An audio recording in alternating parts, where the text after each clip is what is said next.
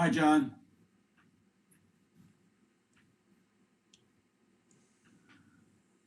You're muted, John.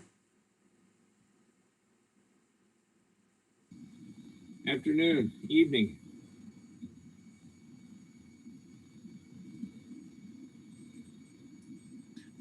Bob, did you ever fix your antenna from the wind damage?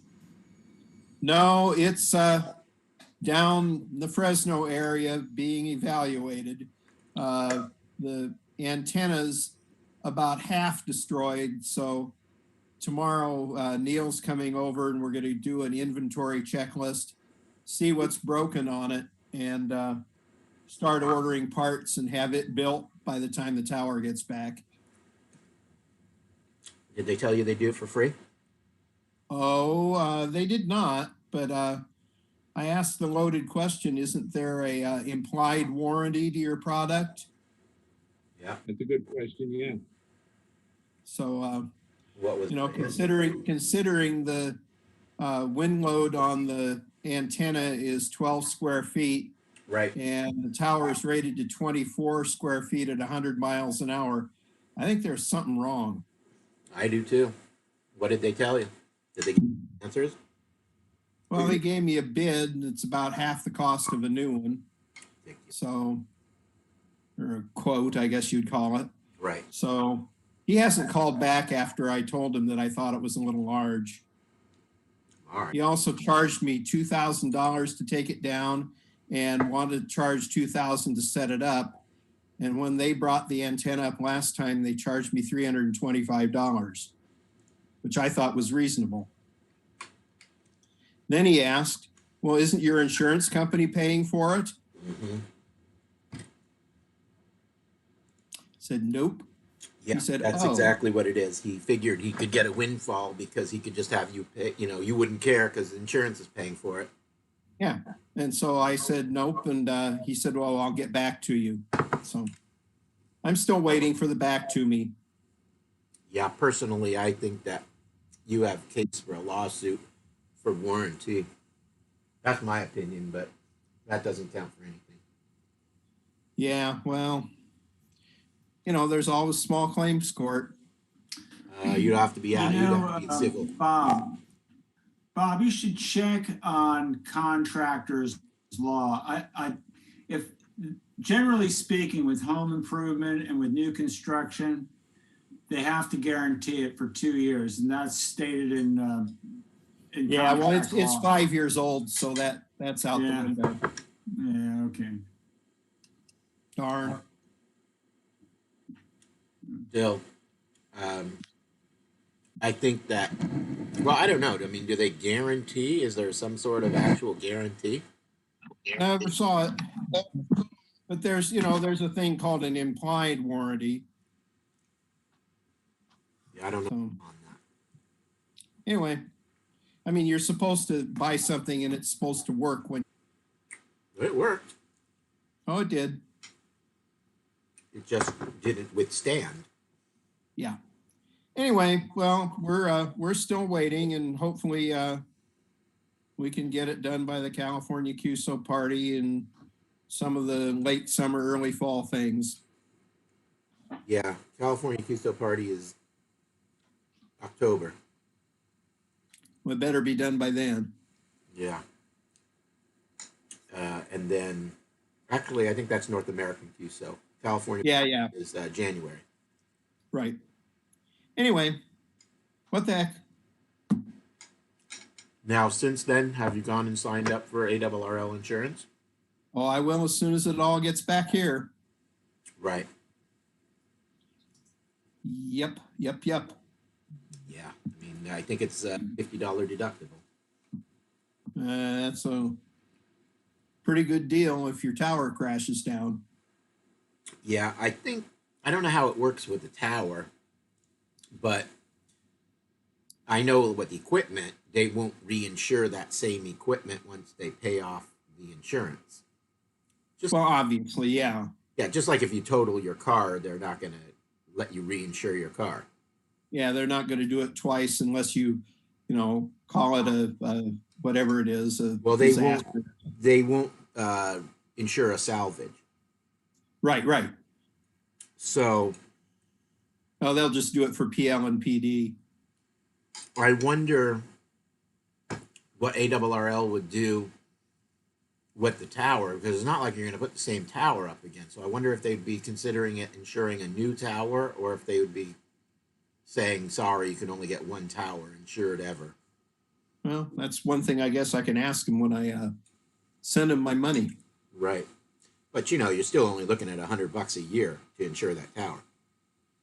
Yeah. Plus I want to, as long as I'm doing it, I'm going to insure the rest of the gear too. Right. At least you don't have keys dating back to, 1902. Yeah. How do you insure that? Oh, they do. Yeah. So I guess you just get a pile of money. I picked the value of what the key is worth on the open market and insured it for that value, and they don't question. That's one thing about them. They don't ever question the value that you select. They just say, okay, you're paying for that then. Yeah. And they don't question. And they don't do like your auto insurance company and say, okay, we're totaling your car. Give us the pink slip. Right. Well, they didn't with my other radio.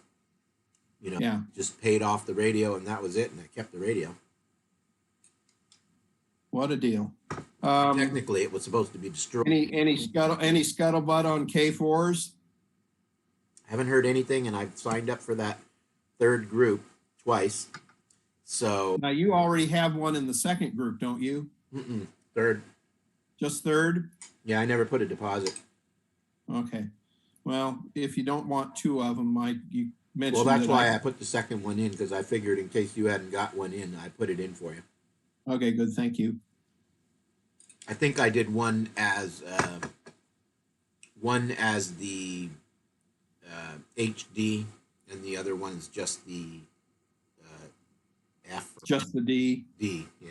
Yeah. Can you upgrade before you get it? Well, the problem was there was no price on the HD.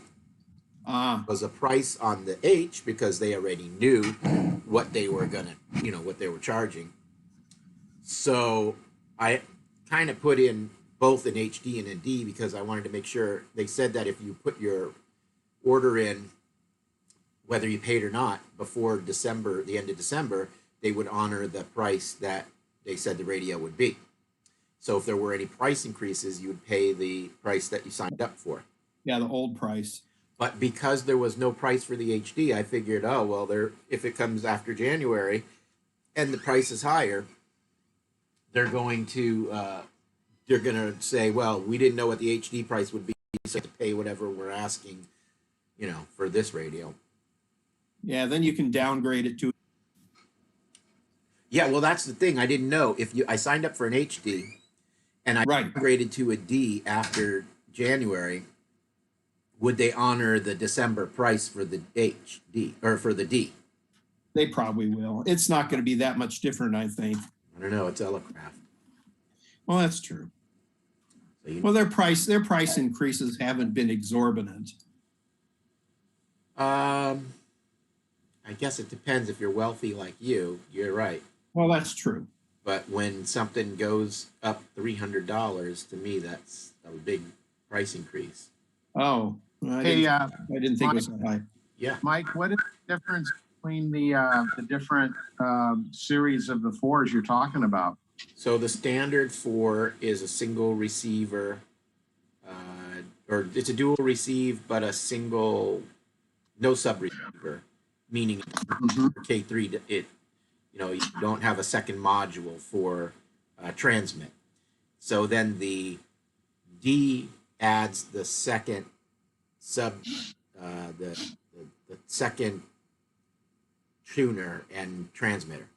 So Well, it has a second receiver too, Mike, I think. yeah, but I think that the K4 without the D still has a dual receive. Right, but if my brain works correctly, I think it's on the same band, but It is, yeah, it is. It's one band away at most. Thank you. But the D model adds a sub receiver so that you can split across all the bands, and you can split transmit between bands. Well, I have a suggestion. You know, if you guys get those radios, is for field day, let's try them out. Maybe. I'm always happy to let Bob bring his radio out. Yeah, let Bob bring his radio. And then the HD model is the same as the D model, but they give you a super heterodyne front end. So the other radios, the K4 and the K4D, are both SDR, completely SDR. So the whole front end is all software defined. So it's basically a flex radio with knobs and dials on it, which is very similar to the K3, but the K3 is super heterodyne. So the K4 HD is the K4 with a super heterodyne front end. And the reason they do that is because they can filter even higher. So Flex Radio, aren't they the leader in SDR radio? Flex, I would say for SDR, they probably are, yeah. So Elecraft is trying to get a position in SDR because that's where the future is. Well, the K3 is an SDR radio. The KX3 was an SDR radio, and so is the KX2. Oh, okay. So they're all SDR radios. It's just that what they did was they made it a hybrid so that they could continue to keep the crystal filters. You can't use crystal filters with SDR. You need to have a super heterodyne receiver. Otherwise, the mixer frequency is so high that making a filter for it would be nearly impossible or extremely expensive. So, by Interesting. by adding the super heterodyne front end on the K4, they're able to allow you to put in a crystal filter in there and do a second set of lattice filtering. Does that make noise though? No, not at all. Anyway, good evening all. Hello, Chris. Hi, Chris. Yeah, hi, Chris. I would ask if you could turn off your camera because I'm shocked by what I'm seeing there. Oh, Oh yeah, I know. thank you. Should Appreciate have you to turn the mentioning light that. down in here. Oh, yeah, you can turn off the light. That might work too. Well, next meeting, well, maybe we'll be at Mike's place. If the weather's nice, huh? Yeah. Some daylight. The goal is, if the weather is warm enough, then we should definitely meet out front again, like we did 2 meetings before. I just hope it warms up some. I mean, it's still April, and things don't really start warming up until May. Hi, everybody. Gee, Hello, Dennis, how are you? Good, thank you. How's everyone? I'm good. I'm just eating homemade gnocchi. Hmm. Dinner always seems to fall right at the time of the meeting. Yeah, here too. So I are see there John any, is here. are any good solar reports from anybody? lousy. Yeah, Loud? you know, it dropped back down into to the low 70s again. Today was just, yeah, I turned on the radio. It was just abysmal today. Yeah, it was up into the 90s for a while there, and then it just dropped out. Yep. Well, just to get a little taste of what it's like. I think the QST magazine had a big article about how great everything is going to be for the future. Sure. And I hear that there's free beer tomorrow. Ooh, really? Yeah, I saw a sign. It said free beer tomorrow. Okay. And I then get it. also, A little If you- early. if you go tomorrow, I think I saw a sign down at Joe's Crab Shack downtown that said free crab tomorrow. All right. Wishful thinking. You never know. I mean, Never know. Well, I just had a pretty good QSO with Washington State, but maybe that doesn't count, I'm as far afraid as, propagation goes. no, And I that's had all pretty good luck ground. yesterday with Texas. Both of them came in really clear and strong. Yeah, for us, anything west of the Rockies is pretty much ground. Ground wave, yeah. Yeah. But that's good. You know, he's getting on the air and doing something. Yeah, that's right. I God, but the week before, it was unbelievable. Canada, Connecticut, Florida, Yeah. It does get a little hint of what it's going to be like. So Yeah, when the conditions pop, they're really good. I mean, you'll start hearing DX coming in on 20 meters without a problem. well, I'm thinking next fall we're going to have a good thing start kicking in. I'm going to go for summer. I say summer. About a week and a half ago, I was listening to Japan, and it was like they're next door neighbors. 599, nothing, just clear as a bell on 17 meters. Oh yeah. I mean, Well, I listened to Yeah. 15 here during the We DX also conference. have a very clear path straight into Japan, too. Japan's easy, yeah. But during the DX contest, they were coming good on 15. Mhm. I didn't hear any Europeans though. They're not quite ready for them yet. No. I did Yeah, hear Italy. Tamitha Scove said that there were a couple of sunspots that raised the solar flux over the past week, and that's why we saw that good propagation. Yeah, she said Yeah. that. I saw that one in the far northern side of the sun there. And it was rotating right into Earth facing. Yeah, that's what. Some of us are building these Tuna Tin S transmitters.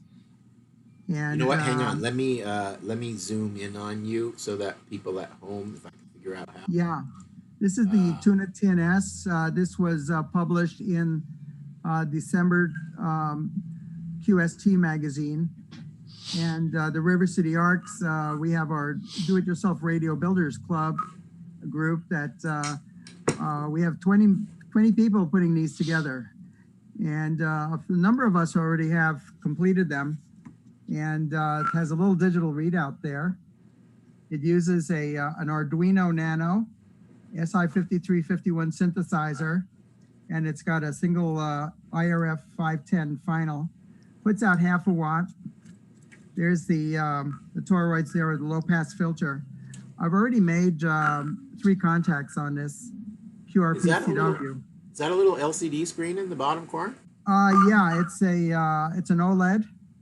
You can change. It's frequency agile, which is great because so many of the old QRP rigs were crystal controlled. Right. Right. This makes it so nice that you can zero beat. And it doesn't chirp. How accurate is? You can calibrate it down to within a few hertz. Oh, that's Wow. great. Adjust it down to every 10 hertz there. Is it using the Arduino or is it using a DDS? Yeah, it's using the Arduino. The Arduino is controlling the synthesizer. Wow. And this little set of parts here costs just $25. It's amazing what you can do nowadays Yeah. with this It's technology. amazing that an Arduino is so cheap that included it's still $25. Yeah, the Arduino, this little Arduino board that was, it cost like $3. That's the way they're coming out now. Incredible. It's tiny, it's so cheap. And the SI5351 also. Where were your It's, QSOs, as Art is asking? I'm sorry? Where were your QRP QSOs? Okay, I worked a soda station that was on top of Wolfrat Mountain in Oregon. That was AG7GP, and she was also QRP. She was using a KX2. Mm-hmm. And then the other stations I worked, one in Washington State, and I worked your friend down in Fallbrook, W6JL he is. Oh, yeah. Oh, yeah. Yeah, I worked him. So those are the 3 that I've contacted so far. Yeah. That's pretty good for 1 watt. What Yeah. your Great. It's your half a square? watt. Half a watt. That's even better. And Carol, what did you do for your antenna? I'm using my Loop? I'm using my 40 meter full wave horizontal loop. Okay. Nice. Yeah. Good antenna is necessary to do that. Now I did have a sked with the author of this project. His name is Bob Fontana, AK3Y, which is interesting. AK3Y. If you invert the letter 3, it becomes an E, so it's a key, AKEY. Mm-hmm. All right. He designed this and he published it in the QST. And we had a sked last Saturday. And we were trying to do a two-way contact using these. And the antenna I used for that was my vertical, which is actually a screwdriver vertical, so it's not very efficient. He was on an 80-meter end-fed half wave, and I was able to copy him 229, but he couldn't copy me, of course. My antenna is not as efficient as his, but at least it was one way. So we did a transcontinental. He's located in Potomac, Maryland. Nice. So, Very good. Great. And Null, I CW gets see, through. is that a virtual screen or is that really where you are? No, I'm really here. No, I I'm just- talking to John. No. John is never, is he really This here? is, this is where I am. This is my basement. You have a. It's your basement. Ah, Oh, yeah. I was like, it looks like you're in a submarine. It feels like I'm in a submarine. that cold, huh? Oh yeah. Yeah, you need a space heater in there if you don't already have one. No, then it'd be a space cadet. Yeah, So that's what I they call assume- those in the U.S. Space Force are now called space cadets, I'm sure. Yeah, right. I'm sure they are. I wonder what Biden's going to do with that, if he's going to shut that down or not. I don't know. You probably shut it down. We'll see. And I see Andrew is here. Good to see you. Hey, Andrew is in the Redwoods. is he? Yes. I think are you at Sequoia or Yellowstone or? You're muted. On this nice little box in tap plastics. This fits right in there. It's a Oh, it nice sure cover. does. Probably Avenue of the Giants, but I don't know. Okay. But So anyway, I was tap- saying my antenna is stuck up in my redwood too. So Yeah, right. Oh, how did that go? Did you get that? I have not been successful. I've tried pulling it and spinning it around and trying to do a sine wave to replug in the coax. You mean the And- coax is up? You can't get it now. Yeah, I can't get the end. The coax is safe. The antenna's too high. I Can't give it a loosened cure. the far end, and it's caught up in another branch.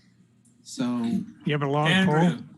Yeah. Andrew, I'm going to give you a little hint from when I used to fly radio controlled gliders and get them caught in like my neighbor's tree 30 feet up. Okay. If you have like a small fishing rod with a spinning type of reel on it, and you get yourself something like a clothespin, and you just kind of cast it up and you try to loop it over the wire, that might get you started. Oh, so Okay. grab it with and pull it back over. Yeah, exactly, and then kind of move it around, and generally those things will move. Yeah, because Wires they aren't should move, adhered yeah. to the branches with clips or nails or anything. yeah, Mm, let's see if I can find my. I sent Mike a picture. Whoops. Yeah. I don't I have can it on change this that to my computer. Background. On my personal computer, not on the club computer. How big is the wire you use? Standard I don't know. 12 It's gauge, probably. 16 gauge, probably. Probably 12 if it's regular Home Depot THNN wire. Might be 14. Andrew, I've got like a spool of 500 feet of braided, 15 gauge, 14 gauge wire. It might just be better for you to just make another antenna. Yeah, that's what I'm thinking. So, well, this is not really that as good. So this side here is my end-fed balun thing. And it's Frozen. up.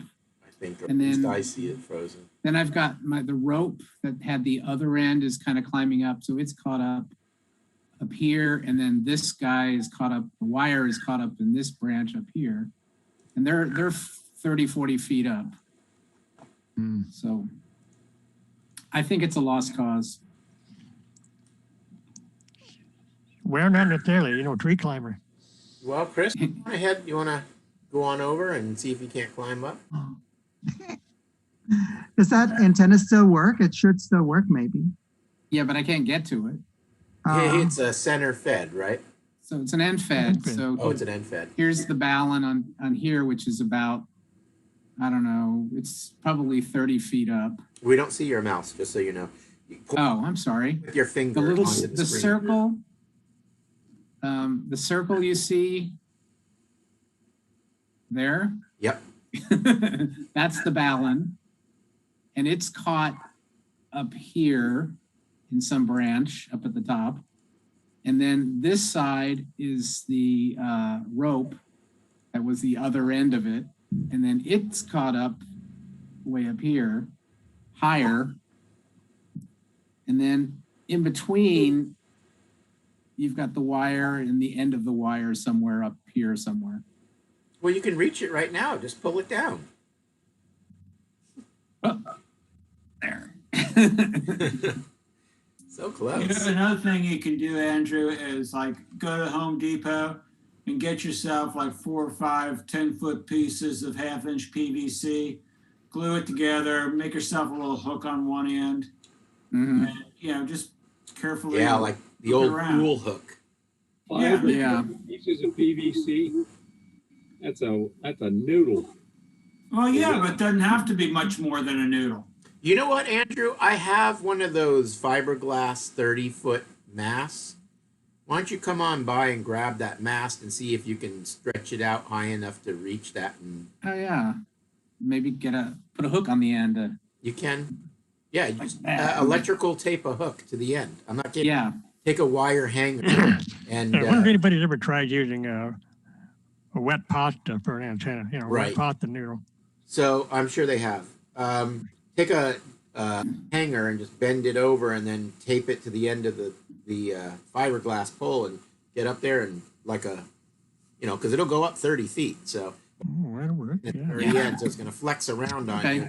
But if you're pulling down on it, you'll probably be able to get it to tug at it.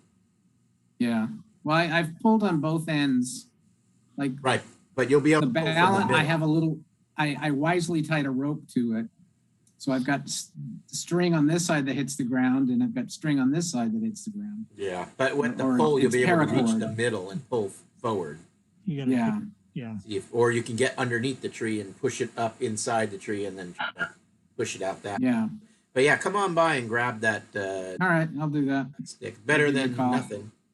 Better than Yeah, that's true. your eye. Because right now I can't get on the air at all. Right. Or you could get up there to get the end of that cable. You don't mind going Yeah. 30 Like I feet. said, tall ladder, Chris. Yeah, that's. Get a, Oh, what happened? Man. Having computer issues tonight. did I lose it? No, we're here. I don't know. Mike's, Oh, okay. Well, the computer talking to me. The Mike is computer, muted. for some reason Zoom just crashed. Oh, that's what happened. I've had Yeah. 2 crashes already tonight with Zoom here. First Zoom went down. I was thinking of going vertical instead of the end fed, but I don't know what to try. I think with that, with those redwood trees that you have there, I would be staying with your end fed system. I think that's a slick deal you've got. Yeah. That's the way to go. Well, it's kind of, yeah. What you really need to do is have some pulleys or something. But Well, in the past, I've been successful. I've had it up there. pulleys And or something. But there's, you can see the corner right over here, down here, down by my hand here. There's a little piece of shed you can see in the corner. That is where I would tie the end of the rope. So I have this launcher, a fish launcher, whatever they call that, slingshot fish reel launcher, and that's how I get it up there. But it's come down in more easily in the past.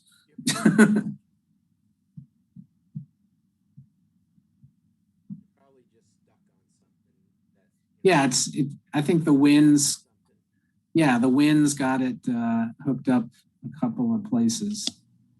Because the trees were really swaying. a pretty heavy duty wind, though. Yeah. Was that what tangled it up there? Was the wind? Yep. Pretty crazy. Because I've had it up in there for a couple years at least. Mm. That probably happened the same night that Bob's tower collapsed. Yeah, look at Oh, it probably did, yeah. 'Cause Bob's I would, on CB radio right now. I see. He shifted over to CB radio because his tower collapsed. Yeah, Yeah, that makes perfect sense. yeah. I can do 2 meters and 440 fine still because that's TB radio, yeah. those are in, With the tower folded over, he was easily able to stick a mag mount onto the tower. Oh, man. And he But I think the highest guts were what, 50 or 60 miles an hour, wasn't it? It was had to be. yeah, they were higher pretty than high. that. I think North Highlands had one at 70. I also lost my fence. Yeah, One side of my fence just went. Yeah, one of my fences came down as well.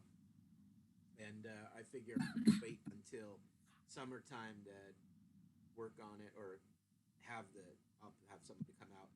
We had the back fence done. It came down in a storm, and then we had a new gate put up. And I'll tell Yeah. you, it's like if you ever watch Game of Thrones and you've seen the ice wall, this fence that they built for us, it's like the Game of Thrones ice wall. It's just huge, and Wow. it's built really well. So Dog can't get out, huh? I'll have those guys come out and do the other gate and fence as well. And that way it'll match and it'll be the same strength as what they used before. Mm. Put it up, it'll just, I'll get a few months out of it and that'll probably be it. Come down. Hey, Mike, one of our new members, Jojo, let me tell you, he has made leaps and bounds with his CW skills. I was really, really impressed. I mean, we go over like a format for a short QSO, and this is interesting because we're doing it on the UHF band, on with our bow fangs. At least I am, and he has a good technique, a really good feel for it, can copy fairly solidly, and I'm trying to do everything I can to get him on HF. Well, he signed up for the CW course, so he'll be in the class the next time we run it. So, well, he will be one of your more advanced students, let me tell you. I think that for JoJo, it'll probably be more about learning the Procedure. the Q codes, the pro signs, that sort of thing. I mean, I've been going over it with him in email, but I think the class will do well to teach him better sending technique for his hand movement and that sort of thing. And then maybe his speed will increase with that.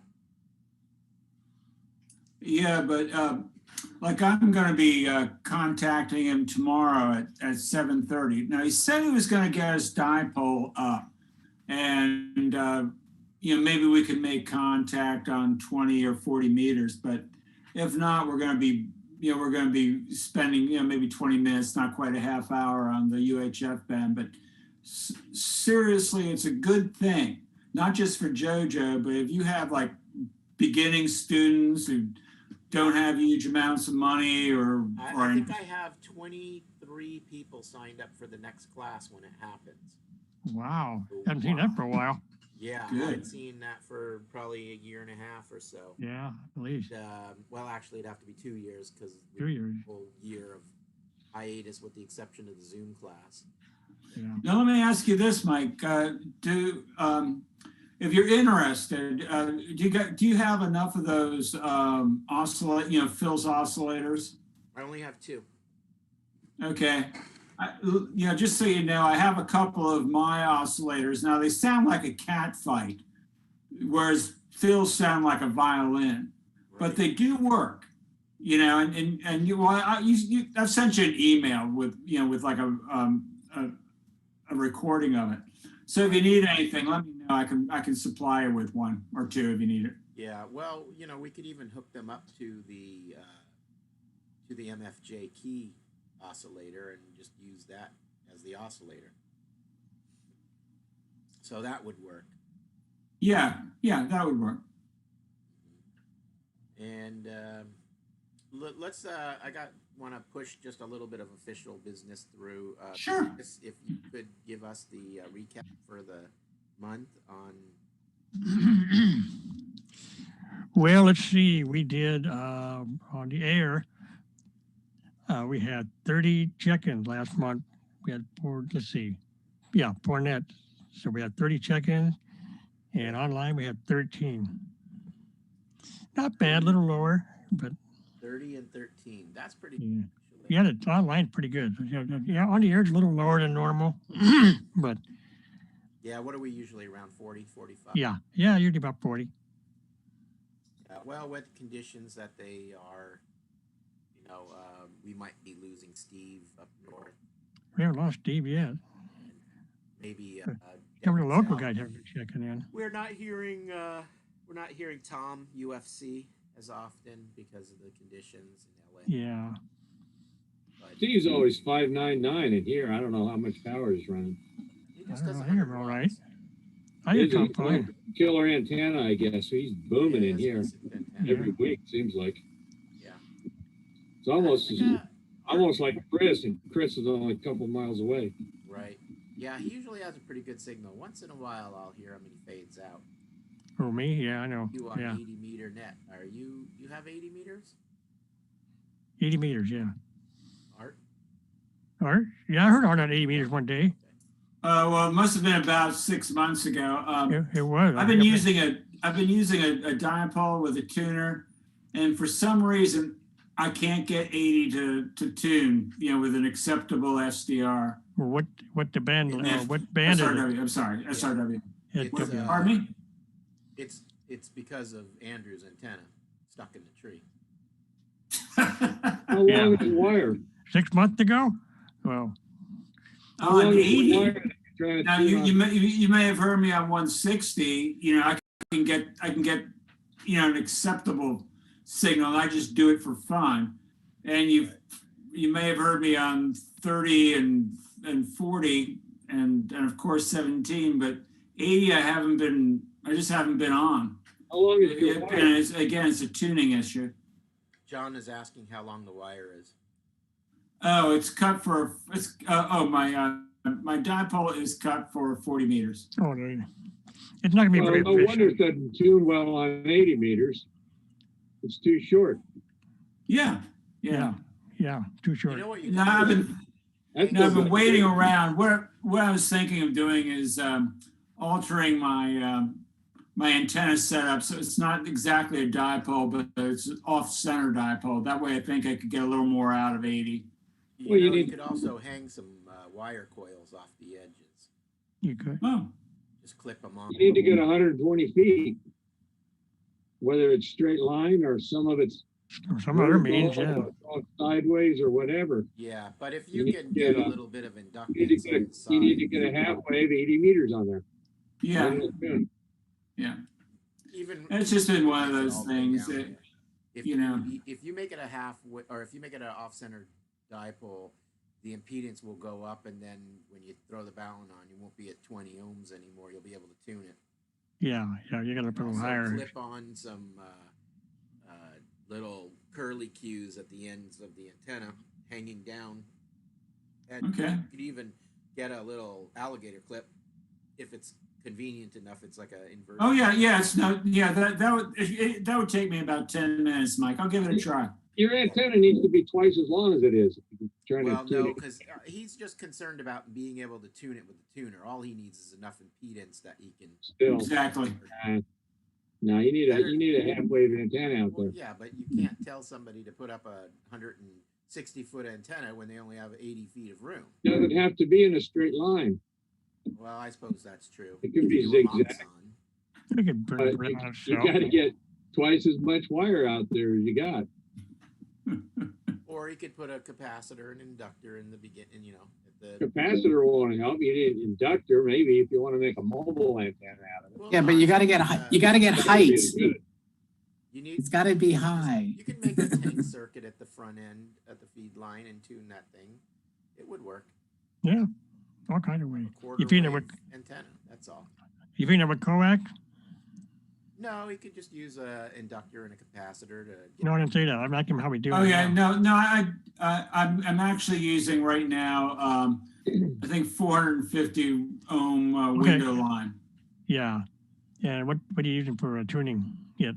I am using, I got it right here, an IT 100 auto tuner by LDG. Oh, okay, that's the It problem. fits It has a into my limited, ICOM 7300 seamlessly. it's got a limited tuning range. Yeah, you need to get it. Right.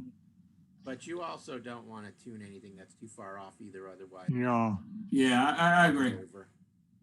Anyway, this is easy. The setup I have now is pretty easy. And I kind of like that. I'm just, as you increase your code skills, the whole thing becomes kind of like self-revealing. Then you want to get Right. I'm sure I want to get an Elecraft and a better antenna and all of that. Well, to get a better antenna, you can have better QSO. Could people be able to hear Exactly. you? No argument there.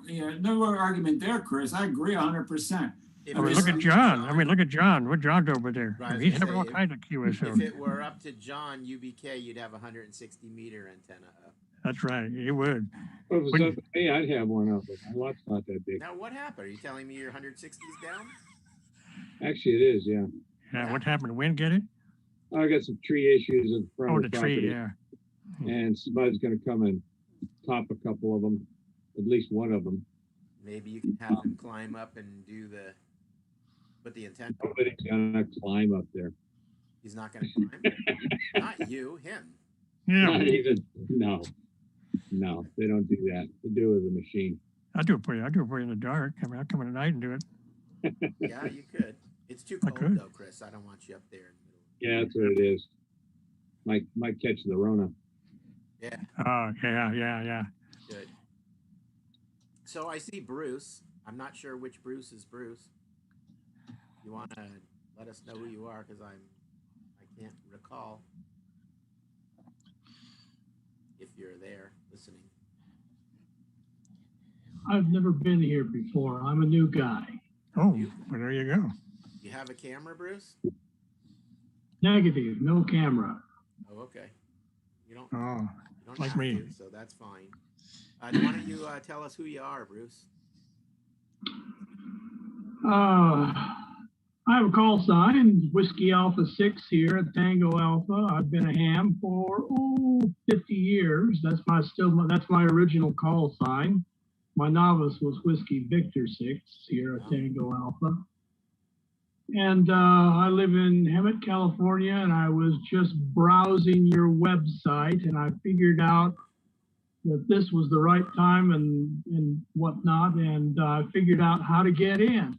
Good. So I just basically sort of walked in the door as a total stranger. And you're perfectly So I'm welcome. just sitting here reading the mail. You're I call perfectly myself the lurker. and there's nothing Thank wrong you. with that. Nothing. We don't discriminate, No, we don't. so it's Mm. fine. That's why we post that stuff publicly, so that anybody who wants to join us. But what brought I'm glad you did. you to the website? I have a passion for Morse code. No Oh, you came to the wrong talent, club then. but I have a passion for it. Oh, right. Chris says he came to the. And I've browsed the Long Island people also, but you seem to be the only people on the West Coast that are a Morse code club. We are. I'm a member of the yes. Yeah. I hang out on the Lee DeForest Club, which is here in Hemet, California. Yeah. And those people, they don't know what Morse code is. They're all Baofengers and 2-meter repeater people. Oh, that doesn't cut it. No, that's TV in our lingo. Yeah. Oh, we- okay. We are Morse code emphasis, but we have plenty of members that are unable to You learn under- code, yeah. or they want to learn code. Or they want more technical information in a club that does that sort of thing instead of just talking about VHF stuff. Well, I'm mostly a shortwave listener. I sit down at my internet terminal, which is where I am right now. And usually the first thing I key up before even YouTube is SDR Utah. Oh, And I yeah. start at 10 meters and work my way down. And Oh, you gotta be here. You gotta shoot here out. Have you heard our net yet? No, I haven't, but I'm looking forward to it. Actually, the Lee DeForest Club has a meeting on Tuesday evenings at exactly the same time. So no, I've never tuned into your net. Yeah, we also have a text to, or rather Morse to text decoder that runs. So the live feed that you're watching, well, actually you're on the Zoom meeting now, but we also have a live feed broadcast on YouTube and the homepage here. If you go to where it says, what is it, media picks and clicks at the top of the page of our website, the first one down is the live feed. And on that live feed, it's a broadcast with the audio from the net. So if you don't have 80 meters, for example, then, or the SDR is not hearing us well, you can tune in on the live feed here or on YouTube on our channel, and you'll hear the broadcast of our net meeting and a CW to text decoder for those who don't understand Morse code. Well, I had my novice in 1962, and I've learning Morse code has been a 50-year project, and I'm still working on it. Yeah, I think that last I checked, I'm the only one that teaches an in-person CW course west of the Rocky Mountains. So we do have a CW class that we teach usually.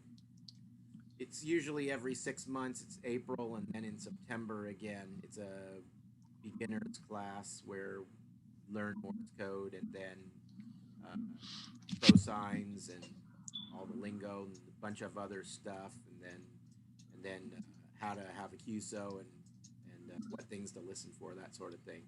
So it's a complete class as far as I'm concerned, but then again, I'm biased because I teach it. So I'm mostly a shortwave listener, but I actually do a lot of listening down on the CW portion of the band.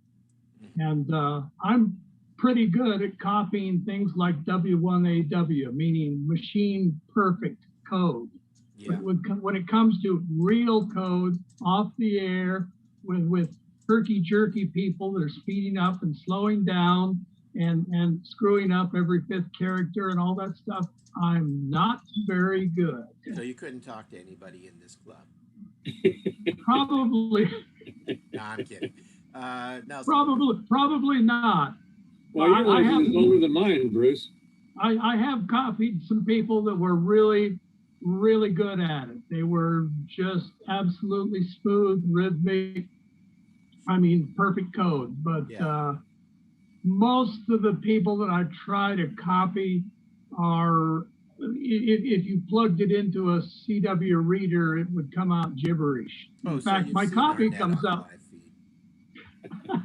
No, not yet, but I'm going to check it out. No, the CW decoder, it's like any computer program. It's not a human. So the first thing it does is it sees what the ratio of timing is between a dit and a da, and then it uses that to decide the speed of the code, and then it catches the next character depending on the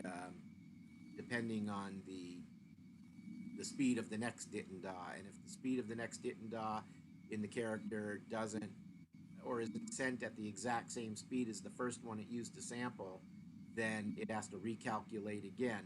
So what happens is it's like a cascading dominoes effect. It just kind of never gets anything, or it'll get 3 letters at a time. But that's based on the spacing that people have, or the dit to da ratio. Those who are on a bug and they send a B, da, da, da, da, like that, it's just never gonna know what they're sending because TEEE. Yeah, it'll send TEEE because it thinks the da was the length of the code, and then it hears did it, and it just thinks it's TEE, like Andrew said. So I'll try to copy an entire QSO off of SDR Utah. And sometimes I get much of it, and sometimes I get hardly any of it. Yeah, I was, I'll tell you my opinion. I think that the reason you're struggling is because your ability to send is probably lacking. And the cause of your hearing problems, not being able to copy anything but machine code, comes from two things. It comes from practicing with apps and listening to things like W1AW to do all your copy practice. And the third thing is not sending yourself. So your brain never learned the cadence of the code that should be sent by a human. And that way, when you're hearing the difference between dot it, which you probably know is a C, that's not a C to a human. A C is a dot. So you hear dot it, and you know what it is. But when you hear dot it, it's no longer a C in your brain. And that's because you've never, or maybe you have, but your brain never learned what actual code from a human how it should be formed. My opinion. Bruce, do you have a key? Yeah, I have a Yourself code or an practice oscillator? oscillator. Yes, I Pardon do. me? Yes, I do have a code practice oscillator. Okay, do you use it?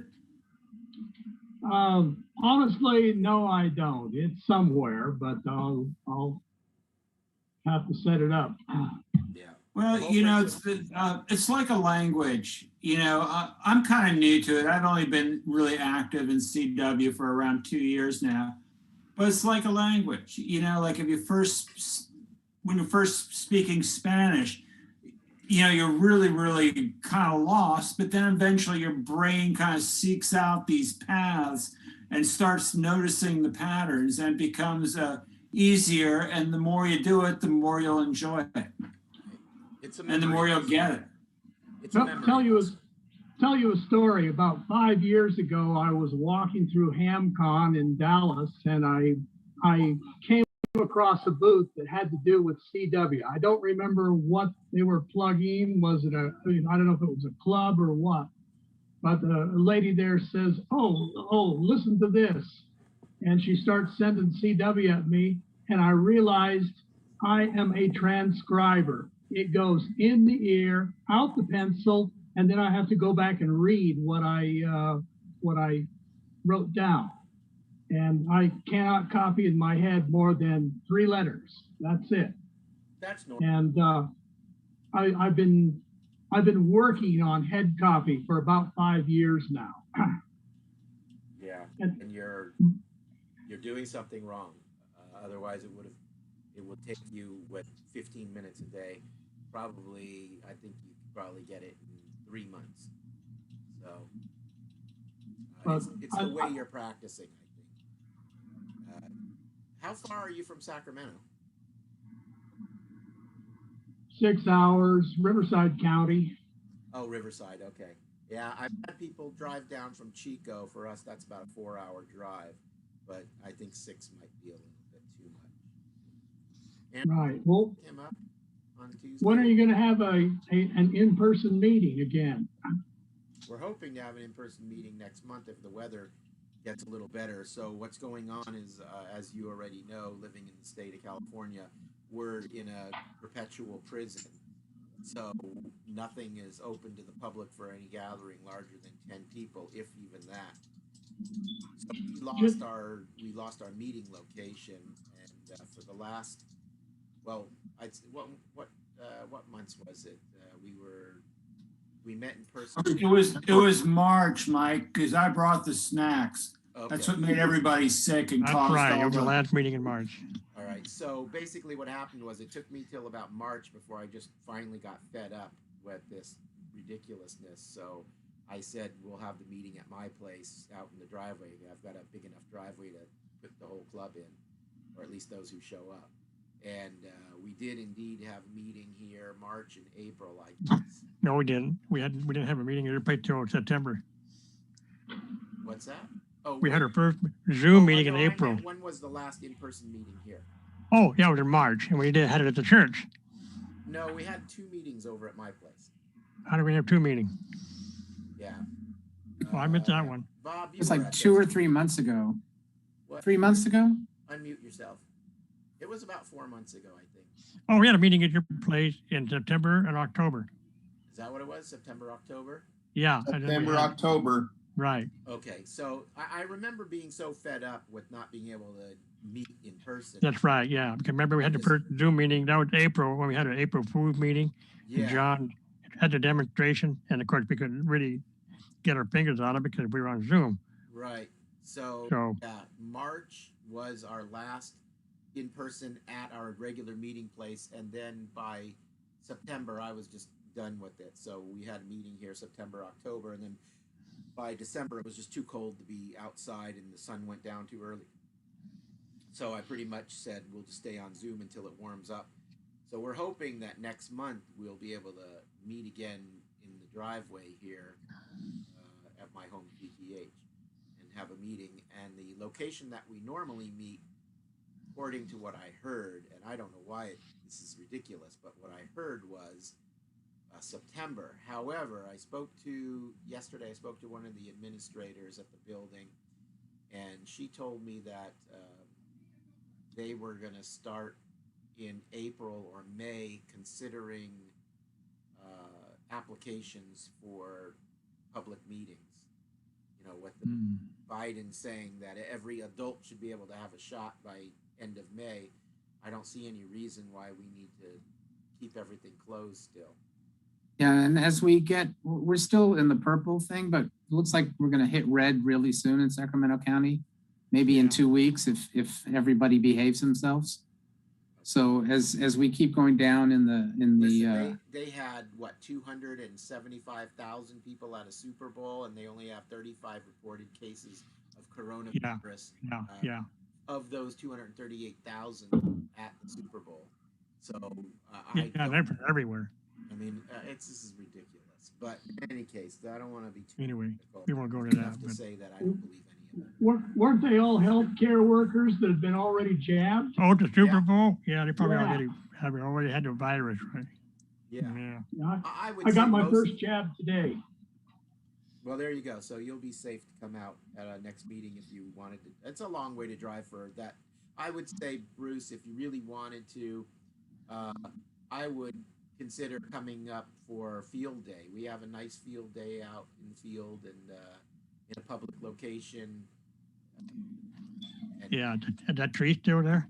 I like visiting. I like visiting other people's field days, playing with other people's radios. Yeah, I've done absolutely. quite a bit of that around Southern California. We used to do a K3, two radio station, and one of them was K3, and then we got KX3s. A few of our members here, so we've been doing the 100-watt amp with the KX3s, and that seems to be working really well. So, especially the portability issue. So we've been dragging those around place to place, and that seems to work. But yeah, for field day, depending on how many people are there and who's showing up, we usually have at least at minimum an 80-meter dipole or inverted V. We have a 4-band trap vertical, and on one or two occasions we have a 40-meter phase verticals, which perform tremendously for us. So, Are you four alpha? no, we're 2 alpha. 2A. 2 alpha. 2 alpha. Lee DeForest We're has all CW. There is not even a mic on any. really. The only mic we have there is Mike, and sometimes the other mic shows up. Right. Lee DeForest has a nice field day, but it's all phones. Yeah, You won't find any phone at our field day. no phone. I don't even Yeah. know that. There's not a lot of microphones to begin with. Well, if you're using a microphone, it's just another chat room. Yeah, basically. Like we're doing now. Like we're doing now. Yeah, Lee DeForest has been on Zoom since March. So I haven't seen any of those people in person for almost a year. But I hear them every Tuesday night on the repeater net. Well, you could get one night and come and listen to us. I think we've been on Zoom since May. Nice. You know, the other thing you can do, we're on YouTube too, by the way. You want to listen to a meeting, on the air meeting that is, on YouTube. We have both. Yeah, I this just meeting. explained to him about the live feed. I know about the live feed, but if he can't, he can want to listen to it later. It's Oh, on well, it's on the YouTube. webpage too. All he's got to do. Yeah, yeah, it's all If there. if You want to record hear all it, of your meetings? just So- go. You record- Every single meeting is on our website here. So if you go up to the top of the website, again on the drop-down menu that's clicks, just click on that. The drop-down menu, select videos. And then there's some videos of our field day events, and there's videos of the on-air meetings, and this in-person meeting will be up there at the end of this in-person meeting as well. So everything we do pretty much is recorded and posted, but all of those on-air net meetings are available to you by scrolling the list on the videos page. I think it's the third. I think it's the third one down, if I'm not mistaken. Let's see. Media clips and pics, videos. So the first section is just general videos of club activities, field days, that sort of thing. The second one is all the on-air meetings. And the third one are all the in-person meetings. And I should have taken those down a long time ago. I have some special videos for the CW class that comes out, but I should have removed those months ago. Actually, I'm surprised that I didn't. So now I'm going to go do that. Some of us may still need that practice, Mike. Well, then take the class again. Sorry. But those videos require instruction, because I've had people who have come to the page and tried to do those videos, use them. And the thing is, I had one person that some of you know, and he told me he was trying to learn code for 19 years. So he beat you, Bruce. He tried to learn code for 19 years, and he said he just couldn't do it. And I told him to take my class, and he said that he still didn't think he could do it because he had been trying my videos online that I have posted. And I said to him, well, you can't use those videos online because they have nothing to do with, or you don't know what to do with those videos. So I insisted he take the class, and I told him, I'll give you all your money back if it doesn't work for you. And he took the class, and then right after he completed the course, he ended up running a 10-meter slow code net until he moved out of town. So even That's he was what I able to haven't learn. Yeah, it shows you. I'd say he was probably doing about 12 words a minute when he completed the class. But from 19 years of not even being able to learn Morse code to 12 words a minute after 10 weeks, and his 10 weeks are just one night a week for 10 weeks consecutively, then I'd say he was doing a pretty decent job. I have one trouble. One thing, Mike, one thing that you do quite well is that you give the code learners a real solid path to run down. It makes all the difference. You save a lot of mistakes of trying to use a bug or an iambic paddle right out the gate. I got a lot out of it, more than what I expected, and it shows. No, that's good. I appreciate that. So who am I missing? Neil, why don't you give us a check-in and let us know what's going on over there? Oh, not much. From the personal side, we're all vaccinated, so we're okay. From the playing around, we've been building the N6NA project for the Tuna 10S. So we just got it built. So looking forward to working with that. And I haven't had a few, not much activity on CW, unfortunately, because so many hours in the fire, my fire is dying. So, but we're back. We're back now. So looking forward to going back to getting that speed back up and moving on. You're still flying, right? On the sim? Yeah. Flying on the sim. Yep. I'm doing that. I did the upgrade to that, and of course, helping the wife with some projects here in the house, and so having fun. You know, typical retired lazy bum. That's good though. And which shot did you end up getting? Ended up getting the Pfizer, Okay. and was lucky enough that on the first one had no symptoms whatsoever. The second one, sore arm for about 3 hours, and that was it. Okay, good. So Oh. you didn't have any of the side effects. None at all. Neither the wife. Good. I took mine last week, Yeah. Uh-huh. and it was Pfizer, and all I had was right where the shot was in the arm, the right arm for the next morning, and it was pretty much gone after that. Mm-hmm. No other side effects. So Yeah. my I next know will there's a be bunch of people who get pretty sick after, but yeah. Well, we'll see what happens with the second one. That's March 17th, so we'll see. Well, they say that you're safe after 2 weeks after the second one. For me, it's Saturday.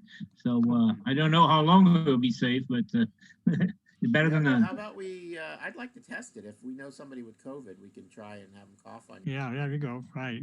See if you get it. Want to volunteer? Mm. It would be nice. It'd be interesting anyway, right? Yeah, make medical science journals. But you got to do it all with, scientific method and stuff like that. So you have to measure the quantity of viruses that transferred and all that stuff. I know how that goes. You know, I spent similar to the way we used to do in the Air Force. And the saying was, you measured with a mic, you mark it with a chalk, and you cut it with an axe. You know, so. Nice. Well, I'm glad to hear that you didn't suffer anything, and even better yet, unlike Hank Aaron, didn't die after you got your shot. Yeah. No, I couldn't do that. I still have to bug you for a long time. Yeah, and that's fine. I'm glad. That's okay. That's what he's here for. You know what I was looking? I haven't done the report yet, and I really need to update the website. But we've had probably the largest amount of people who did not renew their club membership than any year that we've had membership going. Last year we had an unusually high number of members that renewed their membership, and I think we were up at like 98%. We only had 2 people drop for the most part. This year, I think we're probably working on around 12 or 13. I'll have to re-look through the numbers again. But if you know anybody who is in the club that may not have paid, there are some people that just don't. David, did you paid already, right? I just saw your hand. I paid that big time. Okay, good. I know I saw your hand move, so I thought you were trying to say that you hadn't. But the thing is, this is for you, Bruce. If you're interested in joining the group, you don't have to, but I'm just saying, if you're interested, this is, of course, the best time because you're going to get all of the year that's left for membership. Unfortunately, it's not as exciting for somebody who's out of town because you won't enjoy the free meals that you'll get at every event that we have, like the California QSO Party event, the North American QSO Party event, Field Day. But of course, if you visit us at Field Day, you'll be welcome. But the other thing is, as an out-of-town member, what you can do is participate in our Bug Roundup event and be a W6SFM station. So you should read up on that if you go to the page that says Club Activities at the tab at the top, and then click on the second one down. That's Bug Roundup. And in the Bug Roundup, you could read about what we're doing. It's basically for people who have bug-style keys and want to get on the air and just make bug contacts from person to person. We do that twice a year. It's November and May, I believe. So that's coming up real soon. And anybody who's a member of our club is allowed to operate as the club station from their own location.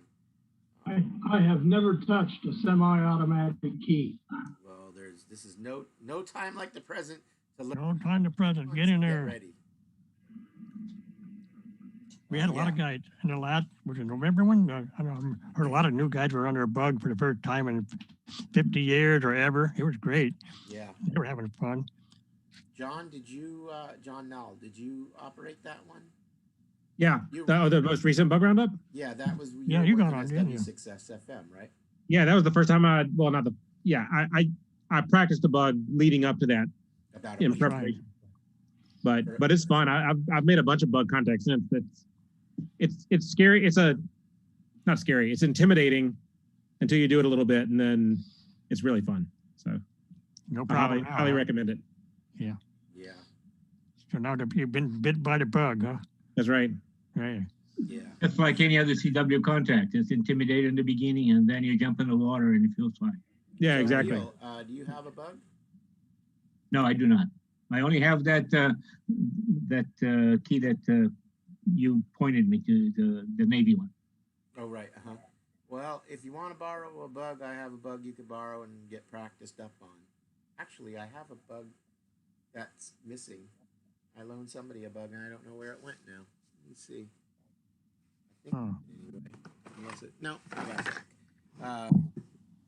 Yeah, I have another bug if you really want to play around with it and get practice up, and you can join us on the bug roundup. Yeah, I appreciate the offer, but I think I better stick with a straight key until I catch up a little bit. I think you're plenty caught up. You're just underestimating your own ability. Yeah, Neil, the trick is to just add weight until it's slow enough that you're comfortable, and then it's really fun. Like, I mean, you can get it down to where you are, and then it's a lot a lot of fun. So, yeah. Dit's at 30. Yeah, just eat lots of donuts and you add weight that way. Yeah, you have to make sure it's at the very end as opposed to distributed across the whole thing. That's the one mistake people do is they keep adding weights and weights until it's across the whole thing, and then it's like they have no weight on it at all. What was it, Bruce, you were saying? Oh, dit's at 30, dashes at 12. Well, that's normal for a lot of the older guys. They don't understand how to adjust their key properly, and that's why I was saying I've heard them like that, and it is challenging to listen to. Well, sure, because they're not even speaking Morse code anymore. Their own language. Yeah, like unless an accent. It's as if they're pronouncing all the words wrong. It's a whole different language, and that's what I was telling you about the code reader. When someone says a B and it's supposed to be da da da da, and they you won't know it. da da da da, like that, and that's or when you tell them to slow down, they go da da da, got it, like that. It's just that's not slowing down either. That's just putting space in. So right. Yeah, it's all about learning to send properly and being courteous enough. When someone asks you to slow down, you don't just put gaps in, you actually slow down the code. Hey, Mike, I've got that really slow bug that somebody can practice on or try to learn. It goes down to about 16 words a minute. Oh, I think John, did you get that Bengali down to 13? I didn't get it. I mean, even the manual said it only went down to like, I think 16 or 18. I've gotten that. So I got it down that slow. I got the Vibraplex with enough weight. I got the Vibraplex down to like 12, I think. Now you have the vary speed on there, right? Well, my homebrew vary speed, yeah. Oh, okay, right. That's right, I forgot. Yeah, the Bengali can do it. The key to the Bengali is gap space. The wider you get that gap space and the closer you get the contact, you can get that thing down to about 12 words a minute. Okay. I wasn't able to. I didn't have the right combination of knobs, I guess. Yeah, well, that's the other thing. And then you have the DIT ratio magnet. That one has to be set right too. Otherwise, it stops before it makes a complete 3 dits. So it has to actually suck it in, then it goes dit, dit, dit, and you can see it like grabbing on, Yeah. It's a bit of adjustment for it. David, how slow have you been able to get your bug? Do you know? Well, I would say just based on the reports that come across, what do you call this thing on our website, the live feed? So, you know, that program reports the send and the receive speed. So I'd say, you know, 15 words a minute, give or take. Oh, okay. And I have my weight is sitting pretty much straight up. Oh, You know, when you, the vary speed on it. yeah, hold on a second. Well, if you lean it forward, it should slow down even more for you. Hold on. Let me show you how I do it. I don't know if that comes across in the picture. It does. Yeah. Hang on, I'll pin you so everybody can see it large. Okay. So that's my current setup, and I change it. It actually works out really well at that location. Now, and that I weight always looks big. Is that a standard size weight, or does it just look? That's the one I got from Fiberplex. It is. Okay, so that's a 1 ounce. Then. That's the one I got from Fiberplex. And when you move that forward, oh, you know what? For the people who don't understand how it works, show that side where the screw is. So basically, it's sitting on like a weight would normally be clamped on to the pendulum arm, and then Here's the little adjustment right there. Yeah, so that allows the arm that's sticking up with the weight on it that would normally be on the pendulum, it allows it to pivot. So he can actually pull that weight so it's leaning back. Yeah, it can go this way or this way. Right, it pivots, and that will essentially allow you to pivot it almost over that damper in the front, and then it's as if you put the weight all the way in front of the damper. And then, of course, if you lean it back, then the weight is distributed towards the front of the key, so it goes. Yeah, and so this is perfect for me. I have it set up. It's just beautiful how it works. And it's actually, it's a lot easier to use than the straight key, but I've always used the straight key primarily. Right. And I assume that, John, you've got yours. You have your key in front of you? I remember seeing what you made up there. I just can't remember. Oh, no. I was just using that Vibraplex that you had let me borrow. I brought it back to you. Oh, okay. I took off my weight and brought it back. So you only have the bug that I gave you now? I have the bug you gave me now and the bug that. That's right. You bought that one. And the one I got from the guy in Florida. That's not great. So you're not excited with it? I'm not excited about it. Have you talked to him about maybe making an exchange for something? No, I figure I'll just sell it. They seem to sell pretty fast, so okay. I'll probably just end up selling it. Yeah, listen, I'm the last person to knock anybody's key, so I try to stay as quiet as I can, but, you know, I kind of hinted to the fact that I wasn't excited about that bug. So. Well, you had said that you had heard not great things, but people love it for some reason. Mine, I don't know. The bearings, you know, if you press down on the dips at all, the bearing would wobble, and so I don't know if I got a bum one or no, you didn't. what. LQ has one of those, and when I tried it at the meeting, I kept my mouth shut, but I was very disappointed with that key. I didn't like the way it felt at all. It felt real sloppy, and, you know, but I wasn't going to be insulted. Yeah, sloppy's a good word for it, but like I said, people loved it, so I'm like, oh, okay, it seems like a good entry level kind of thing, so. Yeah, I mean, it's not so much. LQ he may love it as well. That might just be the kind of feeling that he likes on his bug. You know, to me, might feel sloppy, and to him, it feels comfortable. You know what I mean? It just. Yeah, I think whenever I had a lighter touch, it was fine, but my natural touch is not as light as that bug requires. Right, I understand. Yeah. I have a bunch of others that you can play around with, so when you come by. All right. Exchange it, we'll figure something out. Well, Mike, you know, this brown one that I had, it's the one that I got pretty cheap at that swap meet because the action was completely dead on it.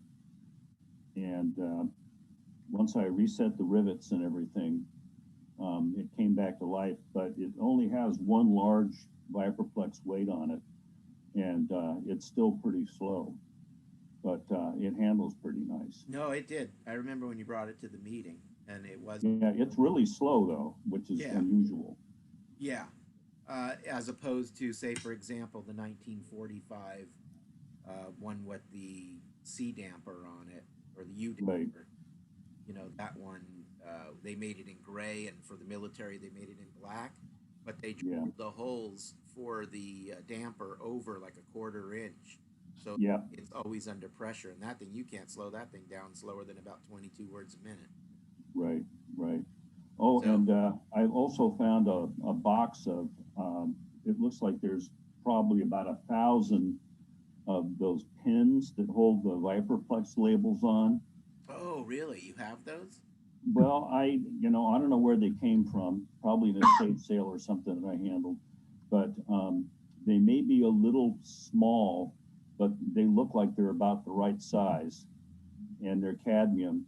And if you could probably get some anodizing solution and just anodize the heads to match the labels, and then tap them in.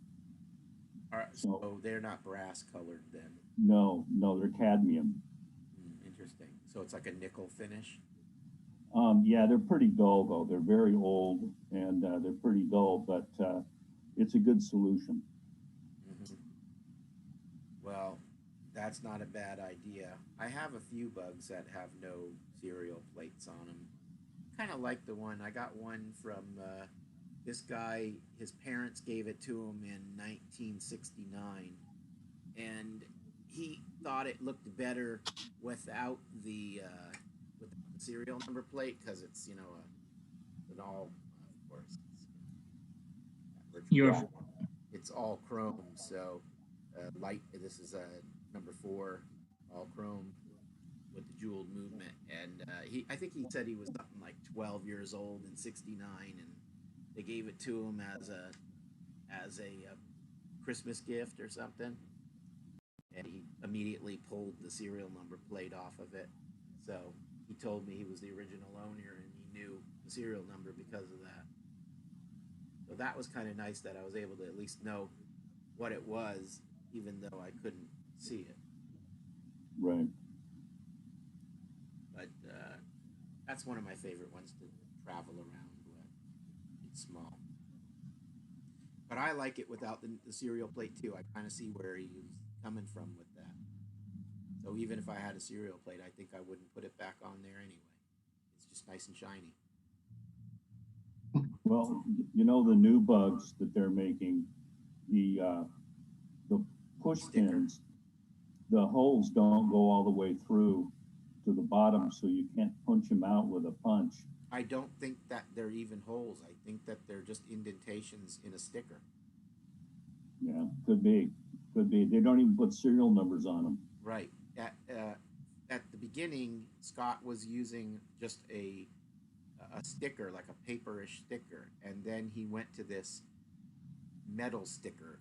It's like a stamped out metal sticker, and Right. I think what you're seeing, those pins are nothing more than just a bump in the metal sticker, kind of like a tin ceiling in a kitchen. Right.